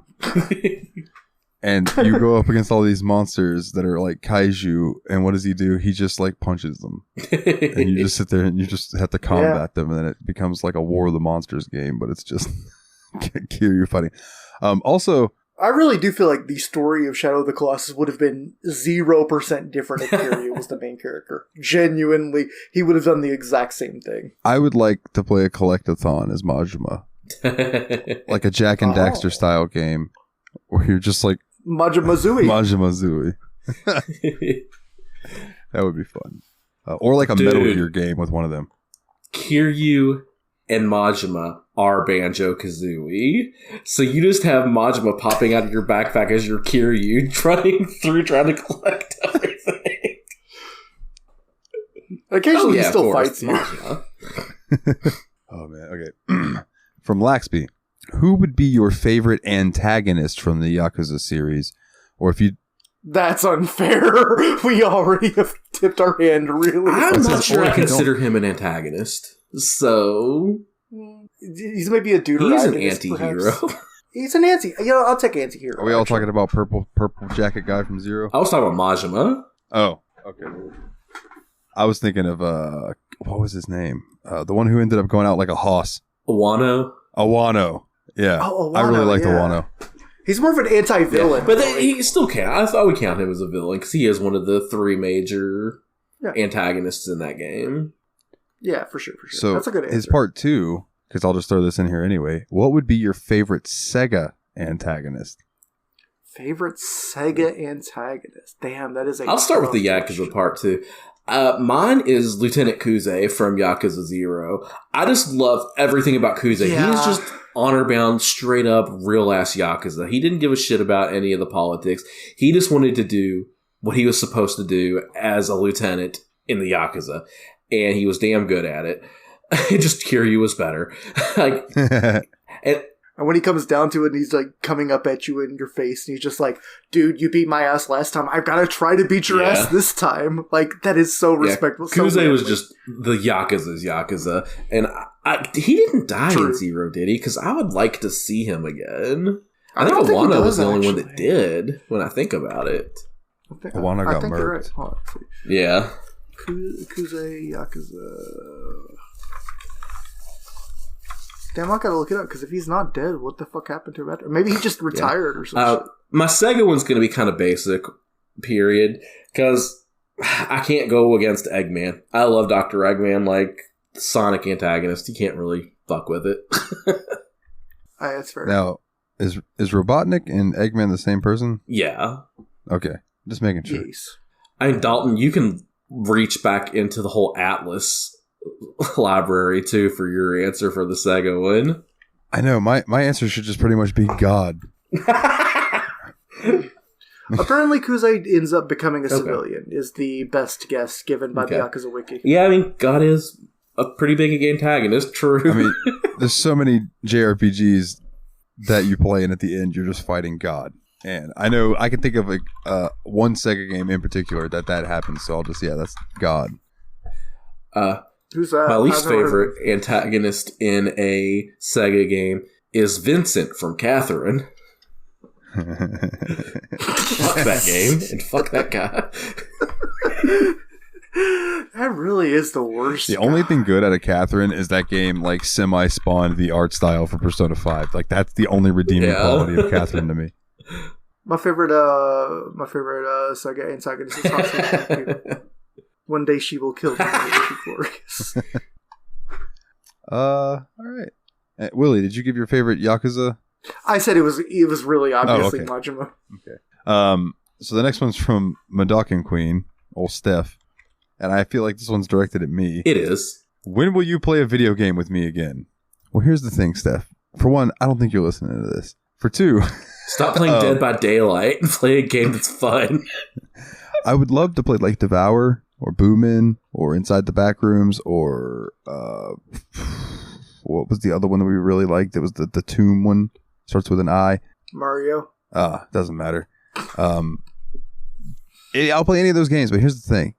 I usually work during the day when you like to play. If you would like to play at like 10 o'clock at night, 11 o'clock at night, I'm all for it. You just got to pull a late nighter one night and let me know. I'll wrangle in some people. I'll wrangle in these two, or I'll wrangle in Megan. Something. We'll figure something out. We'll play. But like playing at 2 or 3 o'clock in the afternoon just usually ain't going to work for me because I'm usually at work. So yeah. The next question comes in from Jeff. El Jefe. Hi, Jeff. What was the last series that hooked you like Yakuza did? Is it Trails and Persona? Probably. Oh shit. Well, that was probably, and I'm going to agree with Willie. Is it's probably Trails for me. I don't know about you, Nate. I can't say I'm hooked into it yet because I've only played one game. We'll see how. But I'm really committed to wanting to know. I where do it want to goes play next, second you know? chapter, but like right now, I'm like I like it a lot and it has the potential. But I think the last series, it's not Dragon Quest. yeah, it's for Dragon you, Quest right? for me. Like Dragon Quest is the gotcha. last game that really hooked me and made me want to do everything about it. Okay. Oh, so that was your pick too. I just meant that Trails. Yeah, was but no Dragon Quest is my pick. Quest. Yes. I think that's a great pick. A dragon and 2 trails. All right. Oh, they're down here. Okay. Yeah, so a few more. I had to scroll. Okay, so from Adam, what is it that you like most about the Yakuza series? And I'll throw a so far on there. For me, it's a more of a general vibe. So what I like the most about the Yakuza series is how it goes from this very dark, very serious and sincere main story to the wild absurdities of everything in the sub-stories, from your interactions with characters, with Majima, everything. Like, I love how it can take me to multiple different ends of the spectrum there, where I'm feeling so deep and dark and into this storyline in one moment, and laughing my complete ass off at Majima in the next. Like, just the way that it gives you kind of whiplash between those two, it's just brilliantly designed, brilliantly put together. Yeah, that's literally exactly what I was thinking, and I wanted to expand on that and say that, like, I feel like the way the show, like, the games make you want to laugh with the characters builds you an attachment to them in such a way that, like, if it was just seriousness all the time, if it was 90s edgy Spawn or whatever, you would get nothing out of it in the same way that you do in this game, because, like, you've laughed, you've played with these characters, you've had fun, and now when bad things happen to them, you're invested. Yeah. Because, like, when Reina died in this game, I was heartbroken because I'd grown so attached to her, and then she betrayed us. I was like, no. And then she died. I was like, no, you were best girl. Yeah, like 45 minutes ago, she just broke my heart, and now I'm like, wait, Yeah. you can't be dead. Please. I think the thing I like most about the Yakuza series, and you guys kind of mentioned it, is like their ability to build characters and really make you care about these fictional characters in a way that when they die, it invokes emotion in you. How many games have you played where characters have died and you're like, oh, that sucks? Yeah. But like you said, it was like your heart got ripped out when Rina dies. It's like, no, damn it. Hell, even forget a character dying. It's like, I feel bad about the little guy that races slot cars and had trouble getting a girlfriend, you know? Yeah, their ability to make their characters relatable is really what I think I enjoy most about it. So Adam, your next question is specifically for Turtle Bear Man, and it's, can you tell us about Sonic Frontiers? And here's what I want to tell you, Adam, is I want you to restart this episode. And I want you to listen to the beginning again, and you will get your answer to that. Just listen to the whole episode again. It's fine. And then when you get back to this point, do it again. Just, hold on. And then donate to our Delete Patreon. it. And then Re-download it. Listen to it again. Yeah. And it'll be a never-ending loop, and you'll never get to hear the last couple questions. Which, the next one is actually also from you, Adam, which is, are there any Yakuza likes you would recommend? And I have one that jumps to mind, and that's it. So if you guys have any. It's not really... It's the closest thing I can come up to one, honestly. And it's not super Yakuza-like, except for in the fact that it's a 3D beat-em-up. But I would recommend Batman Arkham Asylum, because I feel like it comes the closest to that kind of vibe. But it's no Yakuza as far as story and all that goes. But if you did want to play a game that was a 3D beat-em-up open-world game that lets you have fun and laugh with the characters, but also rips your heart a little bit, I would highly recommend Spider-Man Remastered. Okay. Not answers I expected from either of you. Nice spike in set, dude. I have two answers for this, now that I think about it. No, we just really love those games. They were fantastic. Too. Yeah. My first one that jumps out to me is Sleeping Dogs. So Sleeping Dogs is basically Yakuza, sure. but in China. You're in Hong Kong, if I remember correctly. Yeah, it's basically been described to me as like, what if John Woo, but Yakuza? And then the other one that jumps out to my mind is like a little less combat focused, a little more story focused, might not have aged as well, but a Shenmue. That is the precursor to ultimately, Yakuza. I feel like sure. Yeah, I really do consider Shenmue to be Yakuza minus 2. I really, really want to play the Shenmue games sometime. Yeah. Going into them knowing that they probably have not aged well. Oh, yeah.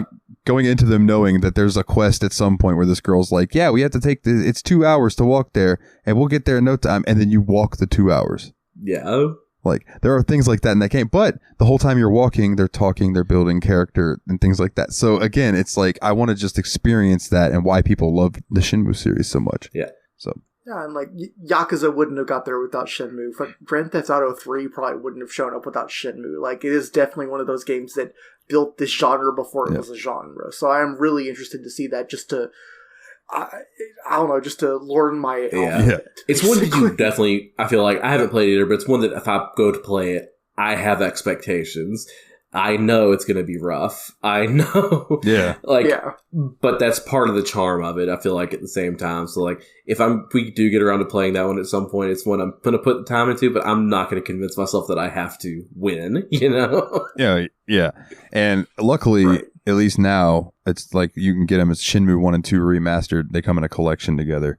Nice. And then there's Shenmue 3, which I think you can get cheap. But yeah, I don't know. We'll worry about that when that day comes. Shenmue 3 might have been free on Epic at some point. So I think I might have it. That's a possibility. And this last one comes in from, now, is this Lysandra? Okay, I just want to make sure I got the name right. This last one comes in from Lysandra. Did any of you get the scene with Majima at the porn video store? No. No, I did not either. Damn it. I was really hoping you did because she made it sound like it was going to be really so none of us have seen it? None of us have seen it. I didn't spend much time at the porn store. Shockingly, right? Yeah. I went back there one time because I found like there was like a weapons store you could get stuff there, and I went there to buy cars for circuit. The only place that I remember that remotely looked like a porn store was this pinkish room that I went in with a bunch of pictures of girls, and I would talk to the guy, and he'd be like, "Oh, let me take you to a cabaret club," and like that. Oh no, yeah. That's maybe on Taihei Boulevard. The one we're talking about is on Pink Street. It's a little DVD store. Oh, they know. I never even went in there. Yeah, I went in there, but I didn't get the Majima encounter there. Dang it. That sounds awesome. Me neither. I know. Now I want to see it. Hopefully we'll report back next I would have loved episode. to have gone to a cabaret club and you go in and your hostess sits down and it's Majima in a dress. Hey, good news, buddy. Oh, does that happen? That happens. Oh, yes. That's fucking amazing. That literally happens, actually. Yes. He calls himself Garomi. That is fucking tremendous. Please, if you got a screenshot. I did. Let me see. Hold on. I took so many screenshots while I played this game, bro. Like, everything just made me so happy while I was playing. So it might take me a minute, so go on, keep talking. And I'll put this in the chat in a minute. I think, but yeah, I think those are the. I wish I would have seen the porn thing, and I'm still trying to think of some more Yakuza likes. Maybe like Streets of LA, but Adam already played True Crime Streets of LA, so that's more Grand Theft Auto-esque. I mean, I don't know. Grand Theft Auto is kind of like the American version of Yakuza-esque, kind of.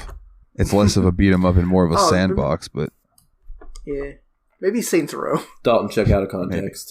Okay, let's go. Let's see. Just clicking into there real quick. Oh my god. Yes. Oh, that makes me so fucking happy. The thing I love the most about the Yakuza games is you're like, my ideal Yakuza game would include this, and we're just like, yeah, it already happened, dude. Oh my god, that's fucking tremendous. Well, gentlemen, that leads us to what are we playing next? Yes. So we have been summoned by a patron.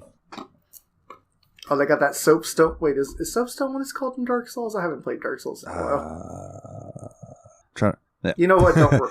Yeah. So, but we were summoned by one of our patrons who pays $20 more a month, and they chose a game for us to play, and they are going to join us with it if they would do so wish, and I do believe that they do.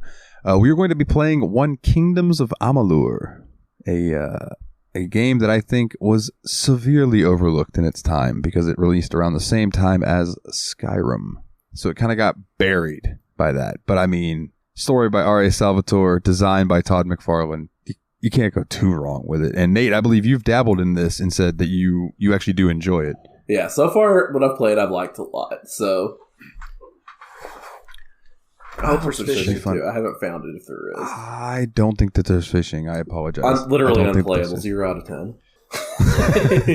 I'm going to play a different game this week. I'm just going to play Mario Maker 2. There's no fishing in that either. On the podcast. There's no fishing in Mario Maker 2. I'm just going to play Sonic Frontiers. Oh, well, there you go. There is fishing in it. Which does actually have fishing. He's proven it. Nate already caught a marlin. Oh, boy, I got me a marlin. Oh, man. So, yeah, Kingdoms of Amalur, I look forward to it. I had a lot of fun playing it back in the day on PS3. I look forward to putting more time into it on PC. And I'm looking forward to getting into this. This seems like an overlooked gem, and definitely one I would not have even thought of if it weren't for the podcast shining its light on it. I do have Kingdoms of Amalur Reckoning, and I also have Kingdoms of Amalur Re-Reckoning, and Re-Reckoning was the re-release of it, so I'll probably end up playing Re-Reckoning because just the quality of life improvements and stuff. Mm-hmm. But I do also have memories of the original that I can talk about and compare. Yes. I'm definitely playing Re-Reckoning, so... Yeah. And then, we'll sort that out. So, then let's go do some house cleaning and get up out this bitch, shall we? If you would do us a super massive favor. Oh, wait, by the way, did I mention that it's Team Retro? It's Team Retro. Yeah, you did. Yes. Did I? Okay, I just wanted to make sure. Sponsor. And he is now under our umbrella. So, shout out to him. Ella. Leave us a review on iTunes, and Spotify. Yeah. If you Willie's fucking just like stroking his beard like, oh, you gotta be kidding me. But yeah, if you would leave us an iTunes review, a 5-star review, that would be sweet. Or if you want to leave us a thumbs up on Spotify, we would greatly appreciate it.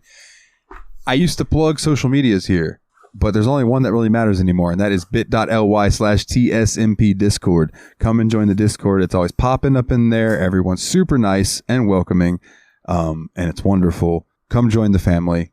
Ask your questions. You can ask questions for YabsPod too. All kinds of good stuff up in there. And there's also sections now for Team Retro's content and Adam's Revival and Extinction content. And it's nice to see the community also interacting with them as well. It's nice. If you would like to join our Patreon and support the show, which we would greatly, greatly appreciate, it is If you think that great umbrella joke was worth giving us money for, then it's patreon.com/The Steam Machine Podcast. And if you donate $10 or more, you can be like, get shout outs like these wonderful, wonderful fuckers. Nate Sir Cogsworth, the 7th of Juniper, Jeff, the original expendable, Mr. Syllables, Old Jeffy Lube, Mr. Grumpy himself, Aries Sir Adam, shout out to his podcast, Revival and Extinction, James, the Steam Machine Hall, Monitor Hall, and Team Retrogue. Go check him out on YouTube. Thank you all very, very much. If you want a shirt, tsmpproductions.threadless.com. You can get a shirt, you can get shoes, you can get a bag, you can get underwear with our logo on it, whatever you would like to get. Shout out to YabsPod, yet another BS podcast, a weekly podcast that me and Jeremy put out where we just shoot the shit for a few hours. Shout out to JRPG Report, my family-friendly JRPG news show that I do each and every week, as long as there's news. Sometimes it's bi-weekly. And if you like the music from the show, you can go check out my music at nilethenightmare.bandcamp.com. You boys got anything you want to plug?